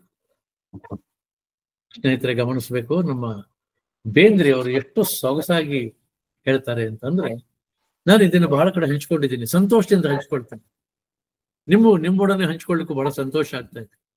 ಅವ್ರು ಹೇಳ್ತಾರೆ, ನೋಡು, ರಂಗೋಲಿ ಬಿಡಿಸೋದು ನಮ್ಮ ಮನೆಯ ಹೆಣ್ಣು ಮಕ್ಕಳಿಗೆ ಒಂದು ಕಲೆ.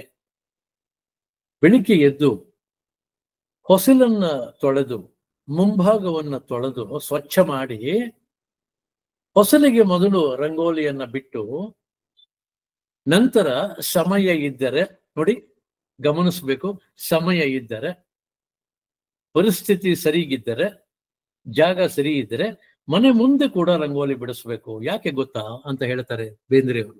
ನೋಡು, ರಂಗೋಲಿ ಹೊಸಲಿಗೆ ನಾವು ಯಾಕೆ ಹಾಕ್ತೀವಿ ಅಂತಂದ್ರೆ, ಮನೆಯಿಂದ ಆಚೆ ಯಾರ್ಯಾರು ಹೋಗ್ತಾರೆ ಅವರೆಲ್ಲರಿಗೂ ಕೂಡ ಮಂಗಳವಾಗಲಿ ಅಂತ ನಾವು ಆ ಒಂದು ಹಾರೈಕೆ ಜೊತೆಗೆ ರಂಗೋಲಿಯನ್ನ ಹಾಕಬೇಕು ಹೊಸಲಿಗೆ. ಮನೆ ಒಳಗೆ ಯಾರ್ಯಾರು ಬರ್ತಾರೆ ಅವ್ರಿಗೂ ಮಂಗಳವಾಗಲಿ ಅನ್ನೋ ಅರ್ಥದಲ್ಲಿ ನಾವು ರಂಗೋಲಿ ಹಾಕ್ತೀವಿ. ಇನ್ನು ಮನೆ ಮುಂದೆ ರಂಗೋಲಿ ಹಾಕೋದು ಯಾಕಪ್ಪ ಅಂತಂದ್ರೆ, ಆ ರಸ್ತೆಯಲ್ಲಿ ಹೋಗೋರು, ಮನೆ ಒಳಗೆ ಬರೋರು ಅದನ್ನ ನೋಡ್ತಾರಲ್ಲ, ಅವ್ರಿಗೂ ಕೂಡ ಮಂಗಳವಾಗಬೇಕು, ಶುಭವಾಗಬೇಕು, ಸಂತೋಷವಾಗಬೇಕು ಅನ್ನೋ ಕಾರಣಕ್ಕೆ ರಂಗೋಲಿ ಹಾಕೋದು. ಇದು ಸುಮ್ಮನೆ ಹಾಕೋದಲ್ಲ. ಅಷ್ಟೇ ಅಲ್ಲ ತಮ್ಮ, ಅವರ ಭಾಷೆಯಲ್ಲಿ ತಮ್ಮ ಅಂತ ಹೇಳ್ತಾರೆ, ಧಾರವಾಡ ಭಾಷೆಯಲ್ಲಿ. ರಂಗೋಲಿಯಲ್ಲಿ ಕೂಡ ನೀವು ಗಮನಿಸಬೇಕು, ಅಲ್ಲಿ ವಿಜ್ಞಾನ ಇದೆ, ರೇಖಾ ಗಣಿತ ಇದೆ ಕಣೋ, ಗಣಿತ ಇದೆ ತಮ್ಮ. ಒಂದು ಒಳ್ಳೆ ಹಸೆ ಬಿಡಿಸ್ಬೇಕಂತಂದ್ರೆ ಅದು ಎಷ್ಟು ಕ್ರಿಯಾತ್ಮಕವಾಗಿರ್ಬೇಕು. ಆ ಹಸೆಯನ್ನ ಬಿಡಿಸ್ಬೇಕಾದ್ರೆ ಇಷ್ಟು ಚುಕ್ಕಿ, ಎಷ್ಟು ಸಾಲು ಅಂತ ಹಾಕುವಾಗ ರೇಖಾ ಗಣಿತದ ತತ್ವಗಳ ಅದರಲ್ಲಿ ಇದೆ. ಹಾಗಾಗಿ ನಮ್ಮ ಮಕ್ಕಳಿಗೆ ವಿಜ್ಞಾನದ ಕಲೆಯಲ್ಲಿ ವಿಜ್ಞಾನ ತನ್ನಷ್ಟಕ್ಕೆ ತಾನೇ ಬರುತ್ತೆ. ಶುಭ ಸಂಕೇತ ಇದು, ಇದನ್ನ ನೀವು ಮಾಡ್ಬೇಕಂತ. ನಮ್ಮ ಹಳ್ಳಿಯಲ್ಲಿ ರಂಗೋಲಿ ಸಿಗ್ತಿರ್ಲಿಲ್ಲ, ಆ ಕಲ್ಲನ್ನ ಪುಡಿ ಮಾಡಿ ರಂಗೋಲಿ ಮಾಡೋರು ಅಲ್ಲಿ ಸಿಗ್ತಿರ್ಲಿಲ್ಲ. ಹಾಗಾಗಿ ಅಕ್ಕಿ ಹಿಟ್ಟಿನಲ್ಲಿ ರಂಗೋಲಿ ಹಾಕೋರು. ಆ ಅಕ್ಕಿ ಹಿಟ್ಟಿನಲ್ಲಿ ಹಾಕ್ತಾ ಇದ್ದಿದ್ದಕ್ಕೆ ಇನ್ನೊಂದು ಬಹಳ ಮುಖ್ಯವಾದ ಒಂದು ಸಂತೋಷದ ಸಂಗತಿ ಅಂತಂದ್ರೆ, ನಾನ್ ಗಮನಿಸಿದ್ದು, ಸಾಕಷ್ಟು ಗುಬ್ಬಚ್ಚಿಗಳು ಬರ್ತಾ ಇದ್ವು ಅದನ್ನ ತಿನ್ಲಿಕ್ಕೆ. ಅಕ್ಷತೆಯನ್ನ, ಪೂಜೆ ಎಲ್ಲ ಆದ್ಮೇಲೆ ಅಕ್ಷತೆಯನ್ನು ಕೂಡ ತೆಗೆದು ಆಚೆ ಹಾಕ್ತಾ ಇದ್ದು ಗುಬ್ಬಚ್ಚಿಗಳು ಬರ್ತಾ ಇದ್ವು. ಮನೆಯಲ್ಲಿ ಪೂಜೆ ಮಾಡಿದ ಮೇಲೆ ಹತ್ತಿ, ಅದು ಗೆಜ್ಜೆ ವಸ್ತ್ರ ಇರ್ಬೋದು, ಹೂಬತ್ತಿ ಇರ್ಬೋದು, ಅಂತದ್ದನ್ನ ಕೂಡ ಆಚೆ ಹಾಕಿದ್ರೆ ಅದನ್ನ ಬಳಸಿ ಗೂಡುಗಳು ಮಾಡ್ಕೊಳ್ಳಿಕ್ಕೆ ಪಕ್ಷಿಗಳು ಎತ್ಕೊಂಡು ಹೋಗ್ತಾ ಇದ್ವು. ನೋಡಿ, ಅಲ್ಲೂ ಕೂಡ ನಾನು ಜೀವಿಸ್ಬೇಕು, ಬೇರೆ ಜೀವಗಳು ಜೀವಿಸ್ಬೇಕು ಅನ್ನೋ ಸಂದೇಶ ಕೊಟ್ಟ ಹಿರಿಯರನ್ನು. ಅಂಥದ್ದನ್ನ ತರ ಬೇಂದ್ರೆ ಅವ್ರು ಹೇಳ್ತಾರೆ, ಹೀಗೆ ನಾವು ಮಾಡಬೇಕು. ಇವತ್ತು ನಾವು ಒಂದು ಪ್ಲಾಸ್ಟಿಕ್ ಶೀಟ್ ಅನ್ನ ತಂದು ಹೊಸಲಿಗೆ ಅಂಟಿಸೋದು, ಮನೆ ಮುಂದೆ ಅಂಟಿಸೋದು, ಅಥವಾ ಪೇಂಟ್ ಮಾಡ್ಬಿಡೋದು ಅಲ್ಲ. ರಂಗೋಲಿ ಒಂದು ಕಲೆ. ಹಾಕಿದವ್ರಿಗೂ ಸಂತೋಷ ಆಗ್ಬೇಕು, ನೋಡಿದವ್ರಿಗೂ ಸಂತೋಷ ಆಗ್ಬೇಕು, ಮನೆ ಒಳಗೆ ಬರೋವರಿಗೆ, ಆಚೆ ಹೋಗೋವರಿಗೆ ಮಂಗಳವಾಗಬೇಕು. ಹಾಗಾಗಿ ರಂಗೋಲಿ ಹಾಕಬೇಕು. ಇಂತಹ ಸಣ್ಣ ಸಣ್ಣ ವಿಚಾರಗಳನ್ನು ಕೂಡ ನಮ್ಮ ಸಾಹಿತಿಗಳು ಸುಂದರವಾಗಿ ಮನಮುಟ್ಟುವ ಹಾಗೆ ನಮ್ಗೆ ತಲುಪಿಸಿದ್ದಾರೆ. ಅದರ ಉಪಯೋಗವನ್ನು ನಾವು ಪಡ್ಕೊಳ್ಬೇಕು ಸ್ನೇಹಿತರೆ. ಇನ್ನೂ ಸಾಕಷ್ಟು ಸಾಹಿತಿಗಳ ವಿಚಾರಗಳನ್ನ ನಿಮ್ಮ ಮುಂದೆ ಇವತ್ತು ಹಂಚ್ಕೊಳ್ಬೇಕು ಅಂತ ತಯಾರಿ ಮಾಡ್ಕೊಂಡಿದ್ದೆ. ಆದ್ರೆ ಬಹುಶಃ ನಾನು ನಿಮ್ ಜೊತೆ ಎಲ್ಲ ವಿಚಾರಗಳನ್ನು ಪ್ರಸ್ತುತಿ ಪಡಿಸ್ಲಿಕ್ಕೆ ಸಾಧ್ಯ ಆಗಲಿಲ್ಲ. ಆದ್ರೆ ಎಲ್ಲೋ ಒಂದು ಕಡೆ ಒಂದು ಸಂತೋಷ ಅಂತಂದ್ರೆ, ನಿಮ್ಮ ಎಲ್ಲರ ಒಂದು ಅಪ್ಪಣೆ ಇದ್ರೆ ಬಹುಶಃ ಮತ್ತೊಮ್ಮೆ ನಾನು ನಿಮ್ಮನ್ನ ಭೇಟಿ ಮಾಡಿದಾಗ ಇದನ್ನ ಮುಂದುವರಿದ ಭಾಗ ಅಂತ ಹೇಳಿ ಭಾಗ 3 ಪ್ರಸ್ತುತಿ ಪಡಿಸಬೇಕು ಅನ್ನೋದು ನನ್ನ ಆಸೆ. ಯಾಕೆ ಅಂತಂದ್ರೆ ಇಷ್ಟೇ ಸ್ನೇಹಿತರೆ, ನೀವು ಎಷ್ಟು ಜನ ಇದನ್ನೆಲ್ಲ ಓದಿರ್ತಿರೋ ಇಲ್ವೋ ಗೊತ್ತಿಲ್ಲ, ಅದು ಅಟ್ಲೀಸ್ಟ್ ನೀವು ತಿಳ್ಕೊಳ್ಬೇಕು ಅನ್ನೋದು ನನ್ನ ಆಸೆ. ತಿಳ್ಕೊಂಡ ಮೇಲೆ ಆ ಪುಸ್ತಕವನ್ನು ಓದಬೇಕು ಅನ್ನೋದು ನನ್ನ ಆಸೆ. ಹಾಗಾಗಿ ನಿಮ್ಮಲ್ಲಿ ವಿನಂತಿ ಮಾಡ್ಕೊಳ್ತೀನಿ. ನಾನು ಆಗ್ಲೇ ನಿಮ್ಗೆ ಹೇಳ್ತಿದ್ದೆ, ನಮ್ಮ ಬೆಳಗೆರೆ ಕೃಷ್ಣಶಾಸ್ತ್ರಿಗಳ ಮರೆಯಲಾದೀತೆ ಓದ್ಬೇಕು. ಕೇಶವರಾವ್ ಅವರು ಮರೆಯಲಾಗದವರು ಅಂತ ಬರೆದಿದ್ದಾರೆ, ಅದನ್ನ ಓದ್ಬೇಕು. ನಮ್ಮ ರಂಗನಾಥ್ ಅವರು ಜೇನ ಹನಿ ಅಂತ ಬರೆದಿದ್ದಾರೆ. ಸ್ನೇಹಿತರೆ, ವಿಶೇಷವಾಗಿ ಒಂದು ವಿಚಾರವನ್ನು ನಿಮ್ಮ ಮುಂದೆ ಹಂಚಿಕೊಂಡು ನನ್ನ ಮಾತುಗಳನ್ನು ಮುಗಿಸ್ಬಿಡ್ತೀನಿ. ಈ ಜೇನ ಹನಿ ನನ್ನ ಗ್ರಂಥಾಲಯದಲ್ಲಿ ಇರಲಿಲ್ಲ, ಅದು ನನಗೆ ಸಿಕ್ಕಿರ್ಲಿಲ್ಲ. ನನ್ನ ಸ್ನೇಹಿತರು, ನಿಮ್ಮೆಲ್ಲರ ಸ್ನೇಹಿತರಾದಂತಹ SR ಬಾಲಾಜಿಯವರು ಅನಾಯಾಸವಾಗಿ ನನಗೆ ಆ ಪುಸ್ತಕವನ್ನ ಉಡುಗೊರೆಯಾಗಿ ಕೊಟ್ಟುಬಿಟ್ರು. ಆ ಪುಸ್ತಕ ಬಂದಾಗ ನನಗೆ ಆದ ಸಂತೋಷ ಅಷ್ಟಿಷ್ಟಲ್ಲ. ಬಾಲಾಜಿಯವ್ರಿಗೆ ಹೇಳಿದೆ, ಬಾಲಾಜಿಯವರೇ, ನೀವು ಈ ಪುಸ್ತಕ ಕೊಟ್ಟಿದ್ದ ಬಹಳ ಸಂತೋಷ ಆಗ್ತಾ ಇದೆ. ಈ ಪುಸ್ತಕ ನನಗೆ ಕೊಟ್ಟಿದ್ದೀರಾ. ಈ ಪುಸ್ತಕದ ಮುಖ ಬೆಲೆಯ ಬೇರೆ ಯಾವುದಾದ್ರೂ ಒಂದು ಪುಸ್ತಕ ನೀವು ನನ್ನಿಂದ ಪಡ್ಕೊಳ್ಬೇಕು ಅಂತ ಹೇಳಿ ಆ ಪುಸ್ತಕವನ್ನು ನಾನು ಇಸ್ಕೊಂಡಿದ್ದೆ. ಅಂತಹ ಒಂದು ಒಳ್ಳೆ ಪುಸ್ತಕವನ್ನು ನನಗೆ ಬಾಲಾಜಿಯವರು ನನಗೆ ಕೊಟ್ಟರು. ಹೀಗೆ ನಮ್ಮ ಮನೆಯಲ್ಲಿ ಒಂದು ಸಣ್ಣ ಗ್ರಂಥಾಲಯವನ್ನ ಇಟ್ಕೊಳ್ಳಿ. ಸಮಯ ಹೋದಾಗ ಓದಿ, ನಿಮ್ಮ ಮಕ್ಕಳು ಮೊಮ್ಮಕ್ಕಳ ಜೊತೆ ಹಂಚ್ಕೊಳ್ಳಿ. ನಮ್ಮ ಹಿರಿಯರಿಗೆ ಇದೆಲ್ಲ ಗೊತ್ತಾಗ್ಬೇಕು, ನಮ್ಮ ಸಾಹಿತ್ಯದಲ್ಲಿ ಏನಿದೆ ಅಂತ ಗೊತ್ತಾಗ್ಬೇಕು. ಇಂತಹ ಪ್ರಸಂಗಗಳು ಹೇಳಿದಾಗ ಅವರ ಮನಸ್ಸಿನ ಮೇಲೆ ಅಗಾಧವಾದಂತಹ ಪರಿಣಾಮವನ್ನು ಬೀರುತ್ತದೆ. ಅದು ಬಹಳ ಮನಸ್ಸಿಗೆ ಮುದ ಕೊಡೋದು ಅಷ್ಟೇ ಅಲ್ಲ, ನಮ್ಮ ಜೀವನವನ್ನ ರೂಪಿಸಿಕೊಳ್ಳುವಂತಹ ಒಂದು ಪಾಠವನ್ನ ನಮ್ಗೆ ಹೇಳ್ಕೊಡತ್ತೆ. ಹಾಗಾಗಲಿ ಅಂತ ಆಶಿಸ್ತಾ, ಇಷ್ಟೊತ್ತು ನನ್ನನ್ನ ಸಹಿಸ್ಕೊಂಡಿದ್ದೀರಾ ನೀವೆಲ್ಲ. ಹಾಗಾಗಿ ಮತ್ತೊಮ್ಮೆ ನಿಮ್ಮೆಲ್ಲರಿಗೂ ಹೃತ್ಪೂರ್ವಕವಾದ ವಂದನೆಗಳನ್ನು ಹೇಳ್ತಾ, ವಿಶೇಷವಾಗಿ ವಾಸುದೇವ್ ಮತ್ತು ಶ್ರೀಮತಿ ವಾಸುದೇವ್ ಅವರಿಗೆ ಮತ್ತೊಮ್ಮೆ ನನ್ನ ವಂದನೆಗಳನ್ನ ತಿಳಿಸ್ತಾ, ನಾನು ಇವತ್ತು ಪ್ರಯಾಣ ಮಾಡಬೇಕು. ಅದರಿಂದ ಹೆಚ್ಚು ಹೊತ್ತು ನಿಮ್ಮ ಜೊತೆ ಇರಲಿಕ್ಕೆ ಸಾಧ್ಯ ಆಗೋದಿಲ್ಲ. ನಿಮ್ಮ ಅನುಮತಿ ಪಡೆದು ನಾನು ನಿರ್ಗಮಿಸ್ತೇನೆ.